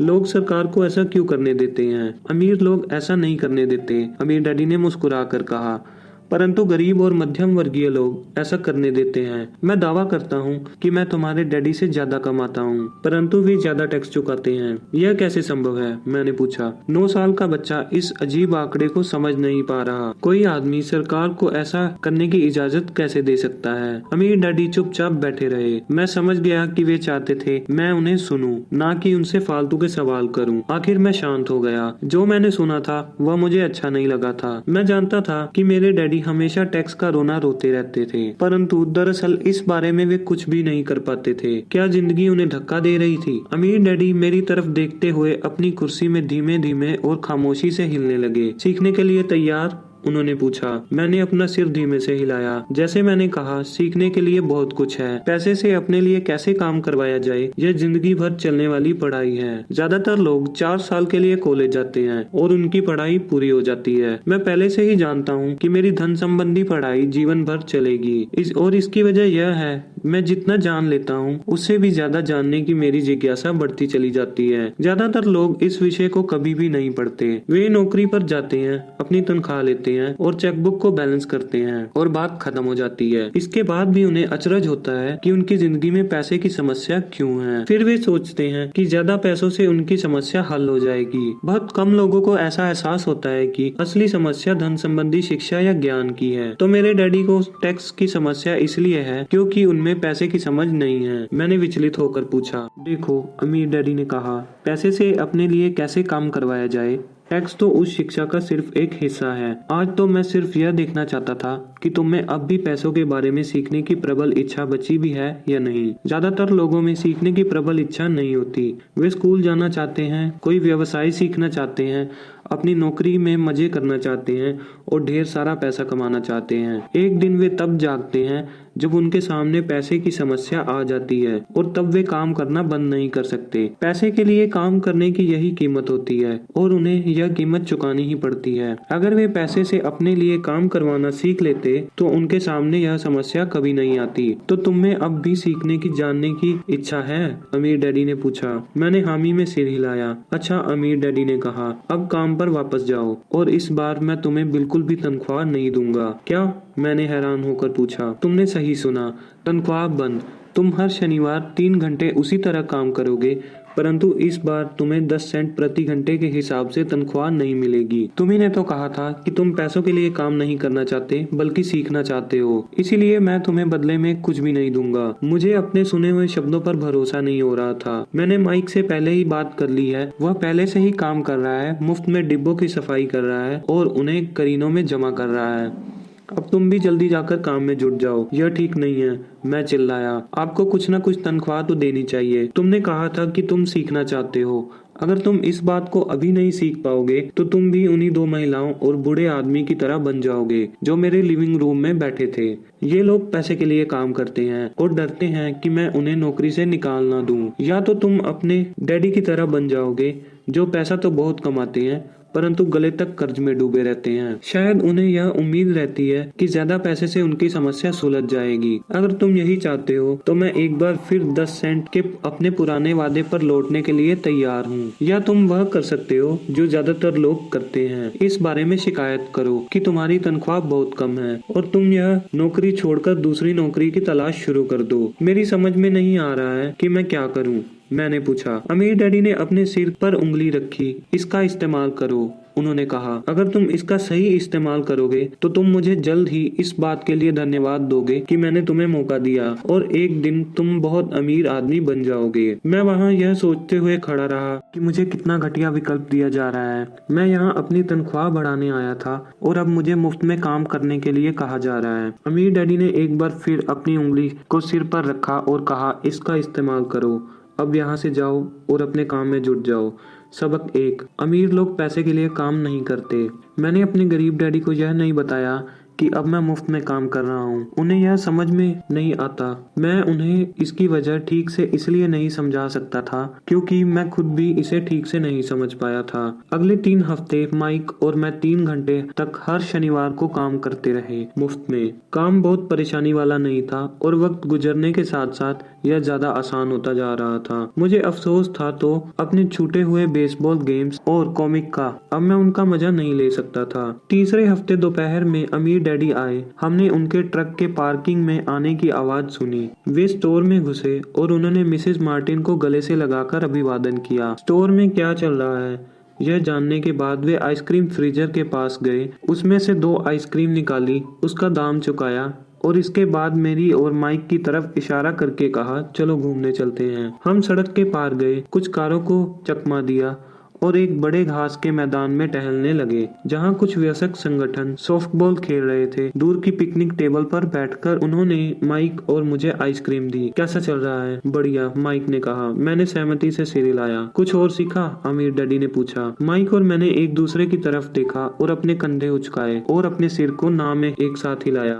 जिंदगी के सबसे बड़े जाल से बचना। अच्छा यह होगा कि तुम बचपन से ही यह सोचना शुरू कर दो। तुम अब जिंदगी के सबसे बड़े सबक को देख रहे हो। अगर तुम इस सबक को सीख लेते हो तो तुम बहुत ज्यादा आजादी और सुरक्षा भरी जिंदगी का सुख ले सकते हो। अगर तुम यह सबक नहीं सीख पाते हो तो तुम भी मिसेज मार्टिन और इस पार्क में खेल रहे ज्यादातर लोगों की तरह बन जाओगे। वे बहुत ज्यादा मेहनत करते हैं परंतु उसके बदले में उन्हें बहुत कम पैसे मिलते हैं। वे नौकरी की सुरक्षा के मोह में फंसे रहते हैं। हर साल मिलने वाली 3 हफ्ते की छुट्टियों और 45 साल तक काम करते रहने के बाद मिलने वाली थोड़ी सी पेंशन का सपना देखते रहते हैं। अगर इस तरह की जिंदगी जीने में तुम्हें सुख मिलता है तो मैं तुम्हारी तनख्वाह बढ़ाकर 25 सेंट प्रति घंटा कर सकता हूँ। परंतु ये लोग अच्छे लोग हैं और मेहनती भी। फिर आप इनका मजाक क्यों उड़ा रहे हैं? मैंने पूछा। अमीर डैडी के चेहरे पर मुस्कान आ गई। मिसेस मार्टिन मेरे लिए माँ जैसी हैं। मैं इतना कठोर नहीं हो सकता कि उनका मजाक उड़ाऊं। यह कठोर लगता जरूर है क्योंकि मैं तुम दोनों के सामने स्थिति स्पष्ट करना चाहता हूँ और वह भी आसान शब्दों में। मैं तुम्हारे नजरिए को बड़ा करना चाहता हूँ ताकि तुम कुछ आगे भी देख सको, दूर तक देख सको। ज्यादातर लोगों को आगे देखने का फायदा कई बार सिर्फ इसलिए नहीं मिल पाता क्योंकि उनके देखने का दायरा बहुत छोटा होता है। ज्यादातर लोग जिस जाल में फंसे हुए हैं वे उसे देख ही नहीं पाते। माइक और मैं वहां तक सोचते हुए बैठे रहे क्योंकि हम उनकी बातों का मतलब पूरी तरह से नहीं समझ सके थे। उनकी बातें सुनने में कठोर और कड़वी लग रही थी, परंतु हम यह भी जानते थे कि वे हमें कुछ सिखाने की काफी कोशिश कर रहे थे। मुस्कुराहट के साथ अमीर डैडी ने कहा, क्या 25 सेंट प्रति घंटे का ऑफर अच्छा नहीं लगा? क्या इससे दिल की धड़कनें तेज नहीं हुई? मैंने अपना सिर ना में हिलाया, जबकि असल में ऐसा ही हुआ था। 1 घंटे काम के बदले में 25 सेंट मेरे हिसाब से बहुत बढ़िया सौदा था। अच्छा, मैं तुम्हें 1 घंटे का $1 दूंगा, अमीर डैडी ने शरारत भरी मुस्कान के साथ कहा। अब मेरा दिल तूफान मेल की तरह दौड़ रहा था। मेरा दिमाग चीख चीख कर कह रहा था, इसकी बात मान लो, मान लो। मुझे अपने कानों पर भरोसा नहीं हो रहा था, परंतु फिर भी मैं चुप रहा। अच्छा, $2 प्रति घंटे। मुझे ऐसा लगा जैसे मेरे छोटे से 9 साल पुराने दिमाग में किसी ने बड़े बम फोड़ दिया हो। 1956 में $2 प्रति घंटे की कमाई मुझे दुनिया का सबसे अमीर बच्चा बना देती। मैं इतना सारा पैसा कमाने की कल्पना भी नहीं कर सकता था। मैं हाँ कहना चाहता था। मैं सौदा पक्का करना चाहता था। मुझे नई साइकिल दिख रही थी, नए बेसबॉल के ग्लव्स दिख रहे थे।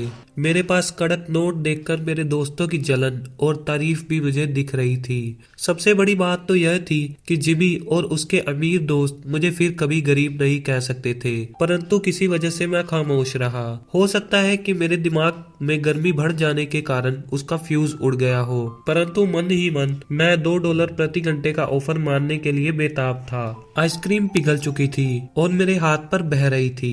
आइसक्रीम की डंडी खाली थी और इसके नीचे वेनिला और चॉकलेट के टुकड़े थे जिसके मजे चींटियां ले रही थी। अमीर डैडी हम दोनों बच्चों को देख रहे थे जो आंखें फाड़कर और खाली दिमाग से उन्हें घूर रहे थे। उन्हें मालूम था कि वे हमारी परीक्षा ले रहे हैं और वे यह भी जानते थे कि हमारे दिल का एक कोना उस ऑफर को मानने के लिए बेताब हो रहा होगा। वह जानते थे कि हर व्यक्ति की आत्मा का एक हिस्सा कमजोर और जरूरतमंद होता है जिसे खरीदा जा सकता है, और वे यह भी जानते थे कि हर व्यक्ति की आत्मा का एक हिस्सा मजबूत और दृढ़ निश्चयी होता है जिसे कभी भी नहीं खरीदा जा सकता। असली सवाल यह था कि इनमें से कौन सा हिस्सा ज्यादा ताकतवर है।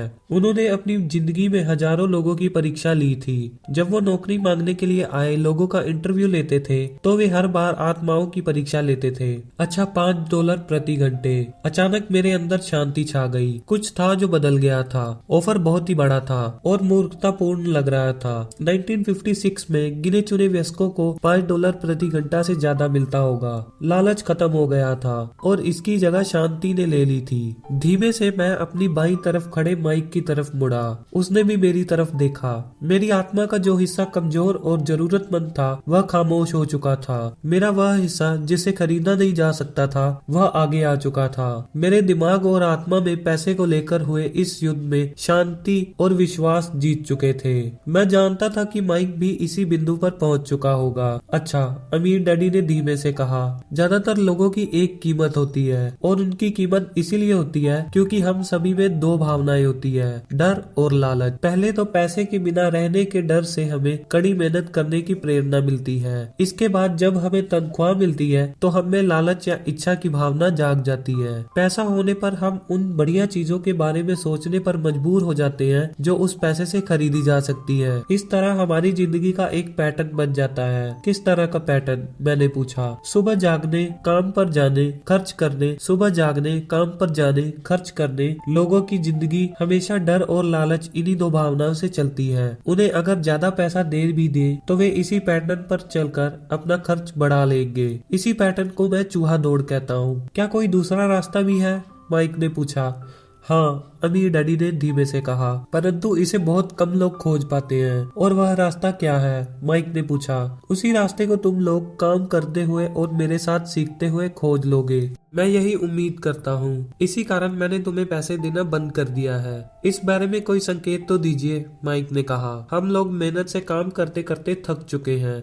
खासकर तब जब इसके बदले में हमें कुछ नहीं मिल रहा है। पहला कदम तो यह है कि तुम लोग सच बोलो, अमीर डैडी ने कहा। हम झूठ नहीं बोल रहे हैं, मैंने कहा। मैंने कब कहा कि तुम लोग झूठ बोल रहे हो? मैं तो यह कह रहा हूँ कि सच्ची बात कह देनी चाहिए, अमीर डैडी ने जवाब दिया। किस बारे में? मैंने पूछा। इस बारे में कि तुम लोगों को कैसा लग रहा है, अमीर डैडी ने कहा। तुम्हें यह किसी और से कहने की जरूरत नहीं है, सिर्फ अपने आप से सच बोलो। आपके कहने का मतलब यह है कि इस पार्क में मौजूद लोग, आपके लिए काम करने वाले लोग, मिसेस मार्टिन, यह सब लोग ऐसा नहीं करते। मुझे ऐसा ही लगता है, अमीर डैडी ने कहा।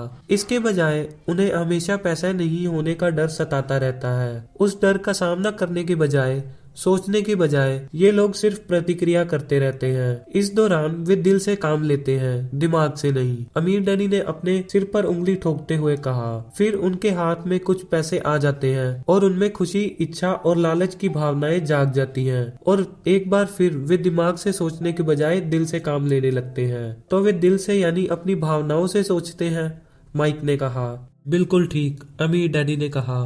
वे इस बारे में सच नहीं बताते कि उन्हें कैसा लग रहा है। वे अपनी भावनाओं से काम करते हैं और दिमाग से सोचने का कष्ट नहीं उठाते। उन्हें डर लगता है, वे नौकरी करने जाते हैं और आशा करते हैं कि ज्यादा पैसा आने से उनका डर दूर हो जाएगा, परंतु ऐसा नहीं होता है। वही पुराना डर उन्हें फिर से सताने लगता है। वे फिर से नौकरी करने जाते हैं और फिर आशा करते हैं कि पैसा उनके डर को कम कर देगा, परंतु ऐसा नहीं होता। डर के ही कारण वे नौकरी के जाल में फंसे रहते हैं। पैसा कमाते हैं, काम करते हैं, पैसा कमाते हैं और आशा करते हैं कि डर से उनका पीछा छूट जाएगा, परंतु हर रोज जब वे उठते हैं तो उनका पुराना डर भी उनके साथ उठता है। वही पुराना डर करोड़ों लोगों को रात भर जगाता है और उनकी रात बहुत चिंता और परेशानी में गुजरती है। इसीलिए वे उठते हैं, काम पर जाते हैं और यह आशा करते हैं कि तनख्वाह के चेक से उनके दिल को कुतरने वाले इस डर को वे मौत के घाट उतार देंगे। सच बात तो यह है कि पैसा उनकी जिंदगी को चला रहा है, परंतु वे इस बारे में कभी सच नहीं बोलते हैं। पैसे ने उनकी भावनाओं पर कब्जा कर लिया है और उनकी आत्माओं पर भी। यह कहकर अमीर डैडी खामोश हो गए ताकि उनके शब्दों में छुपा संकेत हमारे अंदर चला जाए। माइक और मैंने उनकी बातें सुनी थी, परंतु हम उनका मतलब पूरी तरह से नहीं समझ पाए थे। मुझे अक्सर यह हैरानी होती थी कि लोगों को ऑफिस जाने की इतनी जल्दी क्यों होती है। उन्हें अपनी नौकरी में खास मजा नहीं आता था और वे कभी खुश भी नहीं दिखते थे। फिर क्या वजह थी जो उन्हें जल्दी ऑफिस जाने के लिए प्रेरित करती थी? जब अमीर डैडी ने देख लिया कि हम जितना समझ सकते थे हमने उतना समझ लिया है, तो उन्होंने आगे कहा, मैं यह चाहता हूँ कि तुम लोग इस जाल से बचो। दरअसल मैं तुम्हें यही सिखाना चाहता हूँ। मेरा मकसद तुम्हें सिर्फ अमीर बनना सिखाना नहीं है, क्योंकि अमीर बनने से समस्या नहीं सुलझेगी।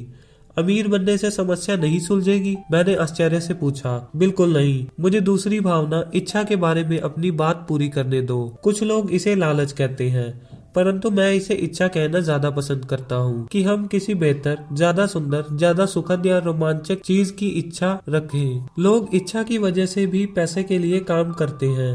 उन्हें सुख के लिए भी पैसे की जरूरत होती है, क्योंकि वे मानते हैं कि पैसे से सुख खरीदा जा सकता है। परंतु पैसा जो खुशी देता है वह अक्सर पल भर की होती है। उन्हें ज्यादा खुशी, ज्यादा आनंद, ज्यादा आराम, ज्यादा सुरक्षा हासिल करने के लिए और ज्यादा पैसे की जरूरत होती है। इसीलिए वे काम करते रहते हैं और यह सोचते रहते हैं कि पैसा डर और लालच से परेशान उनकी आत्माओं को शांत कर देगा, परंतु पैसा यह काम नहीं कर सकता। अमीर होने के बाद भी नहीं? माइक ने पूछा। हाँ, अमीर होने के बाद भी नहीं, अमीर डैडी ने कहा।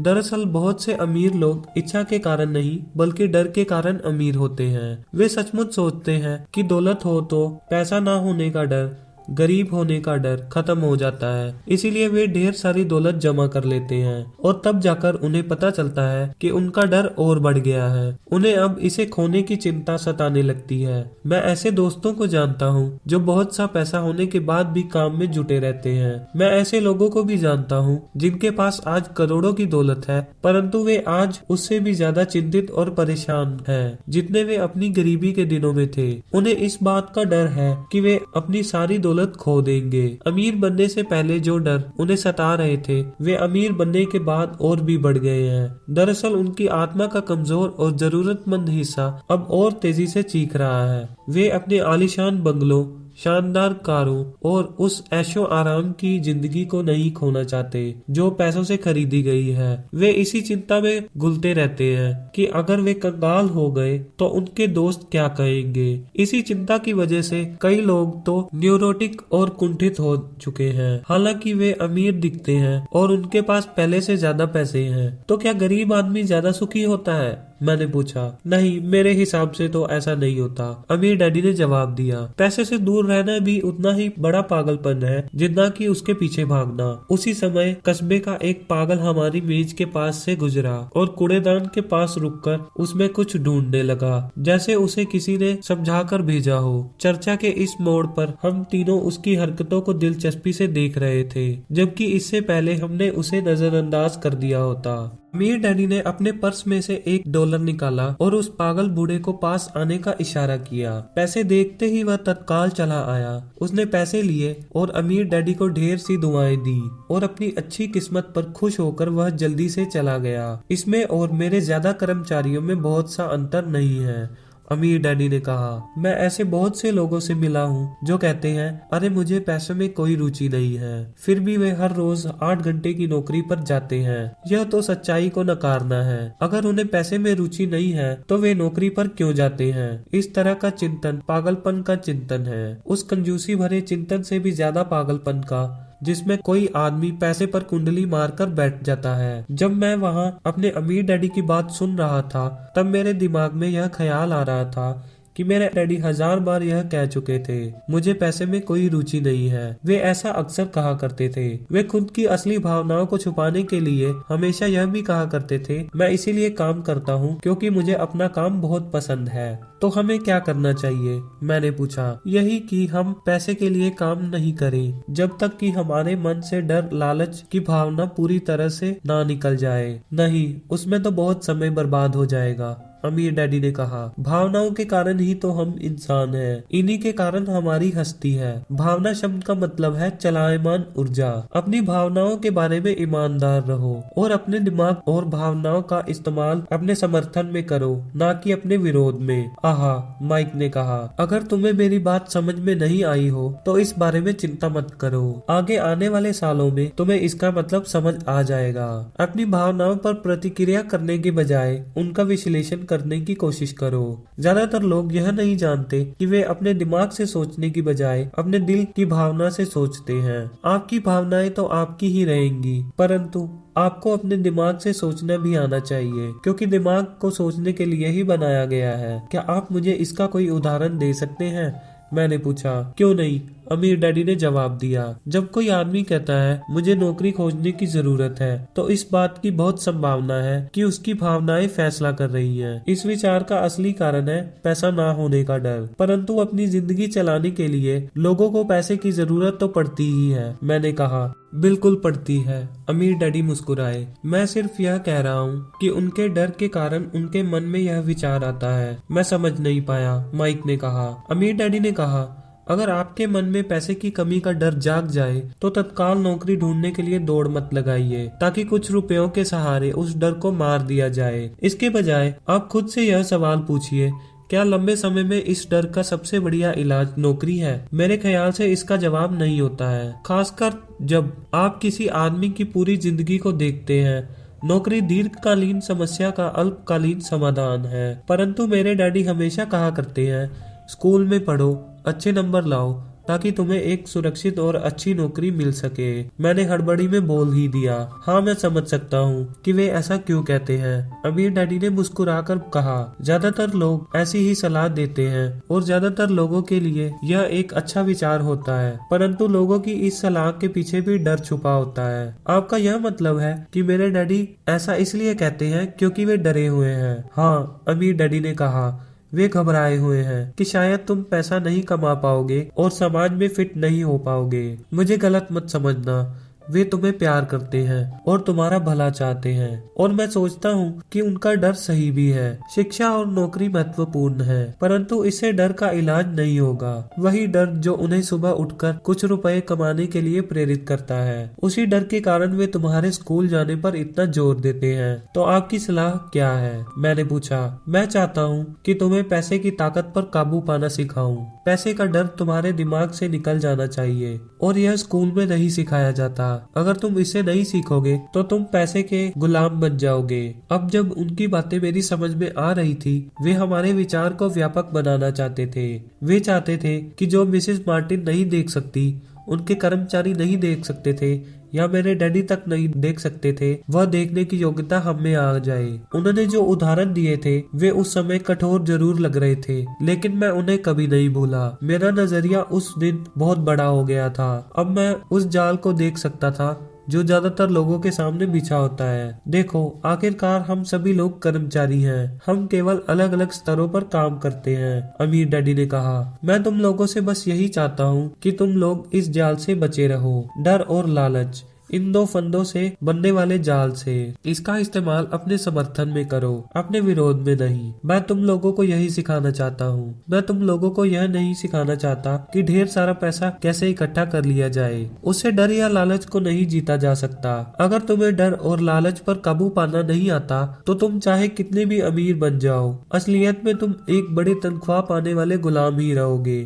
तो हम किस तरह से जाल से बच सकते हैं? मैंने पूछा। गरीबी या पैसों की तंगी का खास कारण डर और अज्ञान होता है, न कि अर्थव्यवस्था या सरकार या अमीर लोग। यह खुद का ओढ़ा हुआ डर या अज्ञान होता है जो लोगों को इस जाल में फंसाए रखता है। इसीलिए तुम बच्चों को स्कूल जाना चाहिए और अपने कॉलेज की पढ़ाई पूरी करनी चाहिए। मैं तुम लोगों को यह जरूर सिखाऊंगा कि इस जाल से कैसे बचा जा सकता है। पहेली के टुकड़े अब सामने आ चुके थे। मेरे पढ़े लिखे डैडी के पास बड़ी डिग्रियां थी और एक बढ़िया करियर भी था, परंतु स्कूल ने उन्हें यह कभी नहीं सिखाया था कि धन या अपने डर को किस तरह से काबू में रखा जाता है। अब मैं समझ चुका था कि मैं अपने दोनों डैडियों से अलग अलग परंतु महत्वपूर्ण बातें सीख सकता हूँ। तो आप पैसे ना होने के डर के बारे में बात कर रहे थे।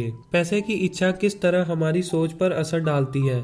माइक ने पूछा। तुम्हें तब कैसा महसूस हुआ था जब मैंने तुम्हारी तनख्वाह बढ़ाने का लालच दिया था? क्या तुमने यह देखा था कि तुम्हारी इच्छाएं किस तरह बढ़ रही थी? हमने अपने सिर हिलाकर हामी भरी, पर तुमने अपनी भावनाओं के सामने हार नहीं मानी, और इस कारण तुम लोगों ने जल्दबाजी में काम नहीं लिया। इससे तुम्हें सोचने का वक्त मिल गया। यह सबसे महत्वपूर्ण है। हमें हमेशा डर और लालच की भावनाएं रहेंगी। इसी क्षण से तुम लोगों के लिए यह सबसे महत्वपूर्ण है कि तुम इन भावनाओं का इस्तेमाल अपने समर्थन में करो और लंबे समय तक ऐसा करो। अपनी भावनाओं को अपने दिमाग पर हावी मत होने दो और इस तरह अपने विचारों को दूषित मत होने दो। ज्यादातर लोग डर और लालच का इस्तेमाल खुद के विरोध में करते हैं। यह अज्ञान की शुरुआत होती है। डर और इच्छा की भावनाओं के कारण ही ज्यादातर लोग तनख्वाह के चेक, तनख्वाह में बढ़ोतरी और नौकरी की सुरक्षा के पीछे भागते भागते अपनी पूरी जिंदगी निकाल देते हैं। असल में वे यह सोचते ही नहीं है कि भावनाओं के आधार पर बने हुए ये विचार उन्हें किस तरफ ले जा रहे हैं। यह तो वही बात हो गई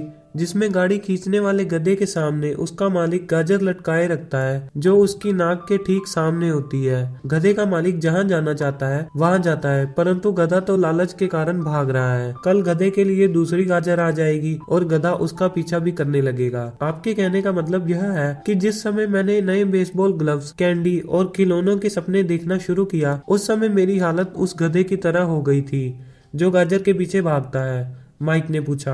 हाँ, और उम्र के साथ साथ तुम्हारे खिलौने भी ज्यादा महंगे होते जाएंगे। अपने दोस्तों पर रोब झाड़ने के लिए एक नई कार, एक नाव और एक आलीशान घर। अमीर डैडी ने मुस्कुराकर कहा। डर आपको दरवाजे से बाहर धक्का देता है, इच्छा आपको अंदर बुलाती है, आपको चट्टानों की तरफ ललचाती है। यही जाल है। तो इसकी काट क्या है? माइक ने पूछा। डर और इच्छा अज्ञान की वजह से बढ़ते हैं। इसीलिए अमीर लोगों के पास जितना ज्यादा पैसा होता है उनका डर भी उतना ही ज्यादा बड़ा होता है। धन ही गाजर है, भ्रम है। अगर गधा पूरी तस्वीर देख सकता तो शायद वह गाजर का पीछा करने के अपने फैसले पर दोबारा सोचता।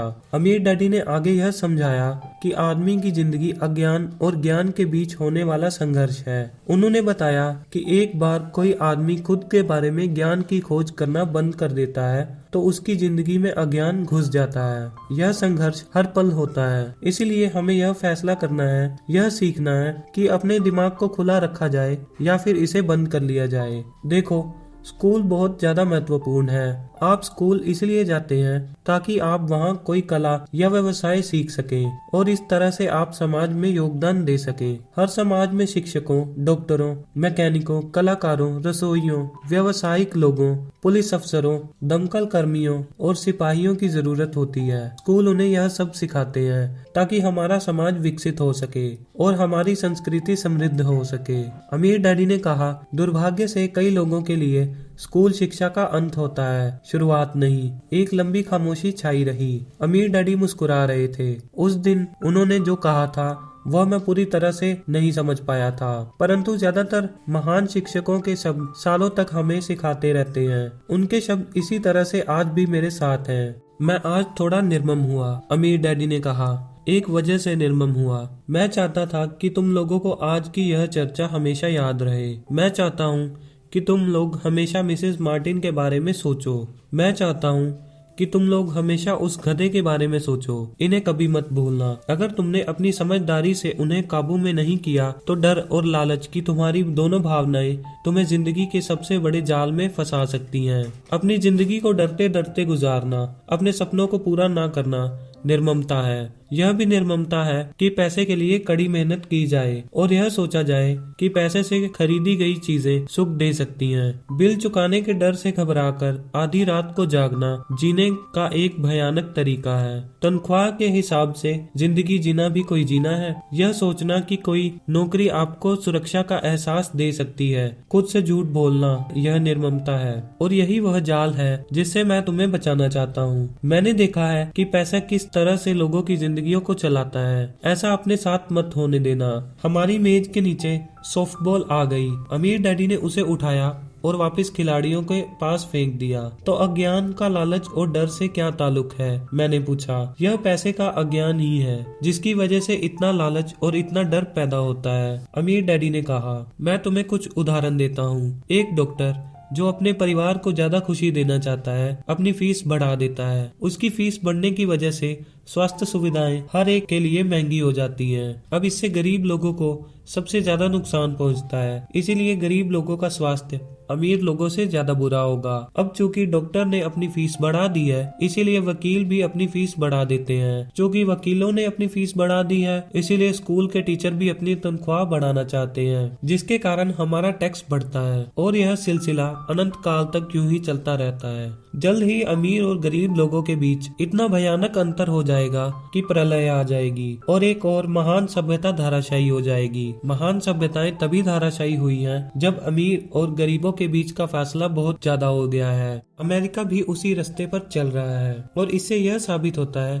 कि इतिहास अपने आप को दोहराता है। क्योंकि हम इतिहास से कुछ भी नहीं सीखते, हम केवल ऐतिहासिक तरीके और नाम रटते रहते हैं, उनके सबक को भूल जाते हैं। क्या कीमतें नहीं बढ़नी चाहिए, मैंने पूछा। अच्छी तरह से चल रही सरकार और एक शिक्षित समाज में तो नहीं। कीमतें दरअसल कम होनी चाहिए। जाहिर है कि ऐसा केवल सिद्धांत में ही हो सकता है। कीमतें अज्ञान से पैदा हुई लालच और डर के कारण बढ़ती हैं। अगर स्कूलों में धन के बारे में सिखाया जाता तो लोगों के पास पैसा होता और बाजार की कीमतें भी कम होती, परंतु स्कूलों में सिर्फ पैसे के लिए काम करना सिखाया जाता है। पैसे की ताकत का इस्तेमाल नहीं सिखाया जाता। परंतु हमारे यहाँ बिजनेस स्कूल भी हैं, माइक ने पूछा। क्या आप मुझे अपनी मास्टर्स डिग्री के लिए बिजनेस स्कूल जाने के लिए प्रेरित नहीं कर रहे हैं? हाँ, अमीर डैडी ने कहा। परंतु अक्सर ऐसा होता है कि बिजनेस स्कूल ऐसे कर्मचारियों को प्रशिक्षित करते हैं जो परिष्कृत बिन काउंटर होते हैं। ईश्वर ही मालिक है जब कोई बिन काउंटर बिजनेस संभाल ले। वे सिर्फ संख्या को देखते हैं, लोगों को निकालते हैं और बिजनेस का गला घोंट देते हैं। मैं जानता हूँ क्योंकि मैं बिन काउंटर से काम लेता हूँ। वे सिर्फ इतना ही सोचते हैं कि लागत कैसे कम की जाए और कीमत कैसे बढ़ाई जाए, जिससे बहुत सी समस्याएं पैदा हो जाती हैं। बिन काउंटर भी महत्वपूर्ण है। मैं सोचता हूँ कि ज्यादा लोगों को इस बारे में जानना चाहिए। परंतु यह भी पूरी तस्वीर नहीं बताती। अमीर डैडी ने गुस्से से कहा। तो फिर क्या इसका कोई हल है? माइक ने पूछा। हाँ, अमीर डैडी ने कहा, सोचने के लिए अपनी भावनाओं का इस्तेमाल करना सीखो। अपनी भावनाओं के बहाव में आकर मत सोचो। जब तुम लोग मुफ्त में काम करने के लिए तैयार हो गए थे तो तुमने अपनी भावनाओं को काबू में रखना सीख लिया था। तभी मैं समझ गया था कि तुमसे उम्मीद की जा सकती है। जब मैंने तुम्हें ज्यादा तनख्वाह का लालच दिया तब तुमने एक बार फिर भावनाओं की बात नहीं मानी। तुम ताकतवर भावनाओं के बावजूद सोचना सीख रहे थे। यह पहला कदम था। यह कदम इतना महत्वपूर्ण क्यों है? मैंने पूछा। यह तुम अपने आप जान जाओगे। अगर तुम सीखना ही चाहते हो तो मैं तुम लोगों को ब्रायर पेच में ले जाऊंगा। यह वह जगह है जिससे लोग बचते हैं। मैं तुम्हें उस जगह पर ले जाऊंगा जहां जाने में ज्यादातर लोगों को डर लगता है। अगर तुम मेरे साथ जाओगे तो तुम्हारे मन से पैसे के लिए काम करने का विचार निकल जाएगा। इसके बजाय तुम यह सीखोगे कि पैसे से कैसे काम लिया जा सकता है। और अगर हम आपके साथ जाते हैं तो हमें क्या मिलेगा? अगर हम आपसे सीखने के लिए तैयार होते हैं तो हमें क्या मिलेगा? मैंने पूछा। वही जो ब्रायर रैबिट को मिला था, अमीर डैडी ने कहा, टार बेबी से आजादी। क्या ऐसा कोई ब्रायर पैच होता है? मैंने पूछा। हाँ, अमीर डैडी ने कहा, डर और लालच ही ब्रायर पैच है। अपने डर से पीछा छुड़ाकर, अपने लालच का सामना करके, अपनी कमजोरियों और जरूरतों को पहचान कर ही हम बाहर निकलने के रास्ते तक पहुंच सकते हैं। और बाहर निकलने का रास्ता हमारे दिमाग से होकर गुजरता है, सही विचारों को चुनने से। विचारों को चुनने से? माइक ने आश्चर्यचकित होकर पूछा। हाँ, इस विचार को चुनकर कि हम क्या सोचेंगे, बजाय इसके कि हम अपनी भावनाओं में बहकर लगातार प्रतिक्रिया करते रहें। सुबह उठने और काम पर जाने से ही आपकी समस्याएं नहीं सुलझ जाती, क्योंकि बिल चुकाने के लिए पर्याप्त पैसा न होने का डर आपको सताता रहेगा। सोचने से आपको खुद से एक सवाल पूछने का समय मिलता है। इस तरह का सवाल, क्या इस समस्या का सबसे बढ़िया समाधान इस पर और ज्यादा मेहनत करना है? ज्यादातर लोग इतनी बुरी तरह घबराए होते हैं कि वे खुद अपने आप को असली बात नहीं बताते कि डर हावी हो रहा है, और नतीजा यह निकलता है कि वे सोच ही नहीं पाते और इसके बजाय दरवाजे से बाहर दौड़ लगा देते हैं। टार बेबी हावी हो जाता है। अपने विचार चुनने से मेरा यही मतलब था। पर हम ऐसा किस तरह करेंगे? माइक ने पूछा।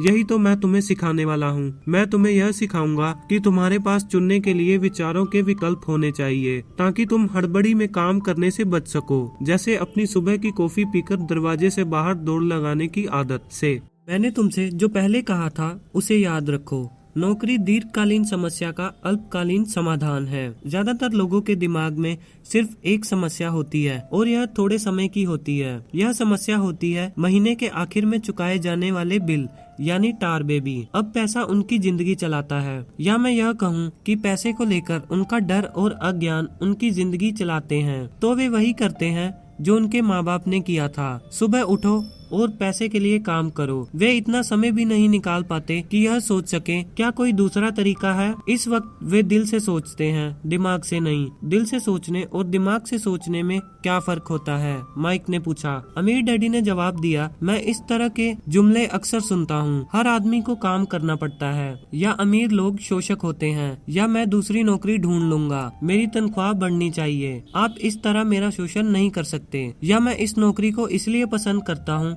क्योंकि यह सुरक्षित है। इसके बजाय हमें यह कहना चाहिए, क्या यहाँ ऐसा कुछ है जो मुझे नहीं मिल रहा? इस तरह भावना पर आधारित हमारे विचारों की जंजीर टूट जाएगी और हमें ज्यादा अच्छे तरीके से सोचने का मौका मिल जाएगा। मुझे मानना ही पड़ेगा कि मेरे लिए यह सबक एक महान सबक साबित हुआ। यह जानना कि कब कोई आदमी दिल से बोल रहा है और कब दिमाग से, किसके शब्द में भावनाएं छुपी हुई हैं और किसके शब्द में विचार, यह एक ऐसा सबक था जो जिंदगी भर मेरे काम आया। खास तौर पर तब जब मैं अपने दिल से यानी अपनी भावनाओं से बोल रहा था, ना कि अपने विचारों या दिमाग से। जब हम स्टोर की तरफ वापस मुड़े तो अमीर डैडी ने यह कहा कि अमीर लोग हकीकत में पैसा बनाते हैं, वे इसके लिए काम नहीं करते। उन्होंने यह भी बताया कि 5 सेंट के शीशे के सिक्के ढालते समय जब माइक और मैं यह सोच रहे थे कि हम पैसा बना रहे थे, तो हमारे विचार उसी रास्ते पर चल रहे थे जिस पर अमीर लोग चलते हैं। दिक्कत सिर्फ इतनी थी कि हमारे लिए ऐसा करना गैर कानूनी था। सरकार और बैंकों के लिए ऐसा करना कानूनी था, परंतु हमारे लिए नहीं था। उन्होंने यह भी बताया कि पैसा कानूनी और गैर कानूनी दोनों ही तरीकों से कमाया जा सकता है। अमीर डैडी ने बाद में हमें यह समझाया कि अमीर लोग जानते हैं कि धन एक भ्रम है, जो हकीकत में गधे के सामने लटकी गाजर की तरह होता है। धन के भ्रम के कारण जो डर और लालच पैदा होता है, उसकी वजह से ही अरबों खरबों लोग यह सोचते रहते हैं कि धन असली चीज है। धन दरअसल एक माया जाल है। जनता के अज्ञान और भरोसे के भ्रम की वजह से ही ताश के पत्तों का यह महल खड़ा रह पाता है। सच कहा जाए तो गधे की गाजर धन से ज्यादा कीमती है, उन्होंने कहा। उन्होंने अमेरिका के गोल्ड स्टैंडर्ड के बारे में भी बात की और यह बताया कि हर डॉलर का नोट असल में चांदी का प्रमाण पत्र है। उन्हें इस अफवाह से चिंता हो रही थी कि किसी दिन हम लोग गोल्ड स्टैंडर्ड को छोड़ देंगे और हमारे डॉलर चांदी के प्रमाण पत्र नहीं रहेंगे। जब ऐसा होगा बच्चों, तो कयामत आ जाएगी। गरीब, मध्यम वर्गीय और नासमझ लोगों की जिंदगी इसलिए बर्बाद हो जाएगी क्योंकि वे यह भरोसा करते रहेंगे कि धन ही असली चीज है और वे जिस कंपनी के लिए काम करते हैं वह कंपनी या सरकार उनका ध्यान रखेगी। उनकी बातें उस दिन हमारी समझ में नहीं आ रही थी, परंतु सालों बाद जाकर मुझे यह समझ में आया कि यह बड़े पते की बात थी, वह देखना जो दूसरे नहीं देख पाते। जब वे अपने पिकअप ट्रक में चढ़े तो उन्होंने कहा, काम करते रहो बच्चों, पर जितनी जल्दी तुम तनख्वाह की जरूरत को भूल जाओगे, तुम्हारी आगे की जिंदगी उतनी ही आसान हो जाएगी। अपने दिमाग का इस्तेमाल करो, मुफ्त में काम करो और जल्द ही तुम्हारा दिमाग तुम्हें पैसे कमाने के दूसरे तरीके बता देगा। उन तरीकों से तुम इस नौकरी से ज्यादा पैसे कमा लोगे। तुम ऐसी चीजें देख पाओगे जो दूसरे लोग कभी नहीं देख पाते। मौका उनकी नाक के नीचे होते हैं, फिर भी ज्यादातर लोग इन मौकों को कभी नहीं देख पाते। इसका कारण यह है कि वे पैसे और सुरक्षा ढूंढते रहते हैं, इसीलिए उन्हें यही मिलते हैं। जिस वक्त तुम एक मौका भांपने में कामयाब हो जाओगे, उसके बाद तुम जिंदगी भर मौका भांप सकते हो। जिस वक्त तुम ऐसा कर लोगे, मैं तुम लोगों को कुछ और बातें सिखाऊंगा। इस बात को ध्यान से समझ लो ताकि तुम जिंदगी के सबसे बड़े जाल से बच सको। वह टार बेबी तुम्हें कभी नहीं छू पाएगी। माइक और मैंने स्टोर से अपनी चीजें उठाई और मिसेस मार्टिन से गुड बाय कहा। हम वापस पार्क गए, उसी पिकनिक बेंच पर बैठे और वहाँ घंटों तक सोचते रहे और बातें करते रहे। हमने अगला हफ्ता स्कूल में इसी बारे में सोचते और बातें करते हुए बिताया। 2 सप्ताह तक हम लोग सोचते रहे, बातें करते रहे और मुफ्त में काम करते रहे। दूसरे शनिवार के आखिर में मैं मिसेस मार्टिन से दोबारा गुड बाय कर रहा था और कॉमिक बुक स्टैंड को ललचाई नजर से देख रहा था। हर शनिवार 30 सेंट ना मिलने में सबसे दुखद बात यह थी कि मेरे पास कॉमिक्स खरीदने के लिए बिल्कुल पैसे नहीं होते थे। अचानक जब मिसेस मार्टिन मुझे और माइक को गुड बाय कर रही थी, मैंने उन्हें एक ऐसा काम करते देखा जो इसके पहले कभी नहीं देखा था। मेरा मतलब है, मैंने इसके पहले उन्हें ऐसा करते देखा तो था, पर उस पर ध्यान नहीं दिया था। मिसेस मार्टिन ने कॉमिक्स के पहले पेज को आधा काटा और उसे संभाल कर अपने पास रख लिया। बाकी की पुस्तक को उन्होंने एक बड़े से भूरे कार्डबोर्ड के डिब्बे में डाल दिया। जब मैंने उनसे पूछा कि वे इन कॉमिक्स का क्या करती हैं, तो उन्होंने कहा, मैं उन्हें फेंक देती हूँ। जब वह नई कॉमिक्स लाता है तो मैं ऊपर के आधे कवर को क्रेडिट के लिए कॉमिक बुक डिस्ट्रीब्यूटर को दे देती हूँ। वह 1 घंटे में आने ही वाला है।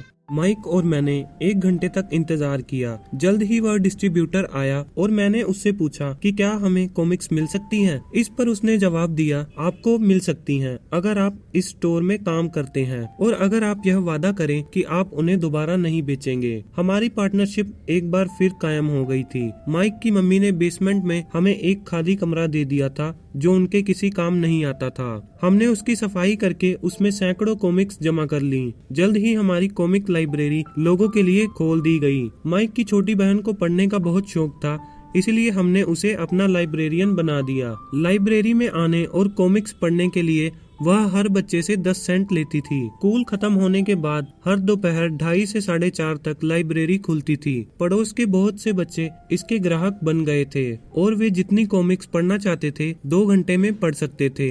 यह उनके लिए बहुत बढ़िया सौदा था क्योंकि एक कॉमिक की कीमत 10 सेंट होती थी और 2 घंटे में वे 5 या 6 कॉमिक्स पढ़ लेते थे। माइक की बहन लौटते समय बच्चों की तलाशी लेती थी और यह देख लेती थी कि वे अपने कपड़ों में कॉमिक्स छुपाकर तो नहीं ले जा रहे। वह इस बात का रिकॉर्ड भी रखती थी कि हर रोज कितने बच्चे आए, उनका नाम क्या था और उनके सुझाव क्या थे। माइक और मुझे 3 महीने तक हर हफ्ते $9.5 का औसत लाभ हुआ। हमने उसकी बहन को हर हफ्ते $1 का भुगतान किया और उसे मुफ्त में कॉमिक्स पढ़ने का फायदा भी दिया। हालांकि वह कॉमिक्स कभी कभार ही पढ़ती थी क्योंकि वह हमेशा अपनी पढ़ाई में लगी रहती थी। माइक और मैं समझौते के मुताबिक हर शनिवार स्टोर में काम करते रहे, साथ ही हम अलग अलग दुकानों में कॉमिक्स इकट्ठी करते रहे। हमने वादे के मुताबिक कॉमिक्स नहीं बेची। जब कोई कॉमिक्स फट जाती थी तो हम उसे जला देते थे। हमने इसकी एक शाखा खोलने की भी कोशिश की, लेकिन हमें माइक की बहन की तरह मेहनती और भरोसेमंद लाइब्रेरियन नहीं मिला। बहुत कम उम्र में ही हमने यह जान लिया था कि अच्छे स्टाफ को खोजना कितना मुश्किल होता है। लाइब्रेरी खुलने के 3 महीने बाद हमारी लाइब्रेरी में एक समस्या आ गई। दूसरे मोहल्ले के कुछ गुंडे घुस आए और उन्होंने झगड़ना शुरू कर दिया। माइक के डैडी ने सुझाव दिया कि हम अपना यह कारोबार बंद कर दें। तो इस तरह हमारा कॉमिक्स का धंधा बंद हो गया और हमने कन्वीनियंट स्टोर पर हर शनिवार काम करना भी बंद कर दिया। फिर भी अमीर डैडी रोमांचित थे क्योंकि उनके पास ऐसी बहुत सी नई बातें थी जो वे हमें सिखाना चाहते थे। वे खुश थे क्योंकि हमने उनके पहले सबक को इतनी अच्छी तरह से सीख लिया था। हमने यह भी सीख लिया था कि पैसे से अपने लिए काम कैसे करवाया जाता है। स्टोर में नौकरी के बदले में पैसा नहीं मिलता था, इसीलिए हमें मजबूरन अपनी कल्पना शक्ति पर जोर डालना पड़ा ताकि हम पैसे कमाने का कोई दूसरा तरीका ढूंढ सकें। कॉमिक्स लाइब्रेरी हमारा अपना व्यवसाय था। हमारा धन हमारे काबू में था और हम किसी मालिक के मोहताज नहीं थे। इसमें सबसे अच्छी बात यह थी कि हमारे व्यवसाय से हमें तब भी पैसा मिलता था जब हम वहाँ स्वयं मौजूद नहीं होते थे। उस समय हम पैसे के लिए काम नहीं करते थे, बल्कि हमारा पैसा हमारे लिए काम करता था। ज्यादा तनख्वाह देने की बजाय अमीर डैडी ने हमें इतनी बढ़िया नसीहतें दे दी थी।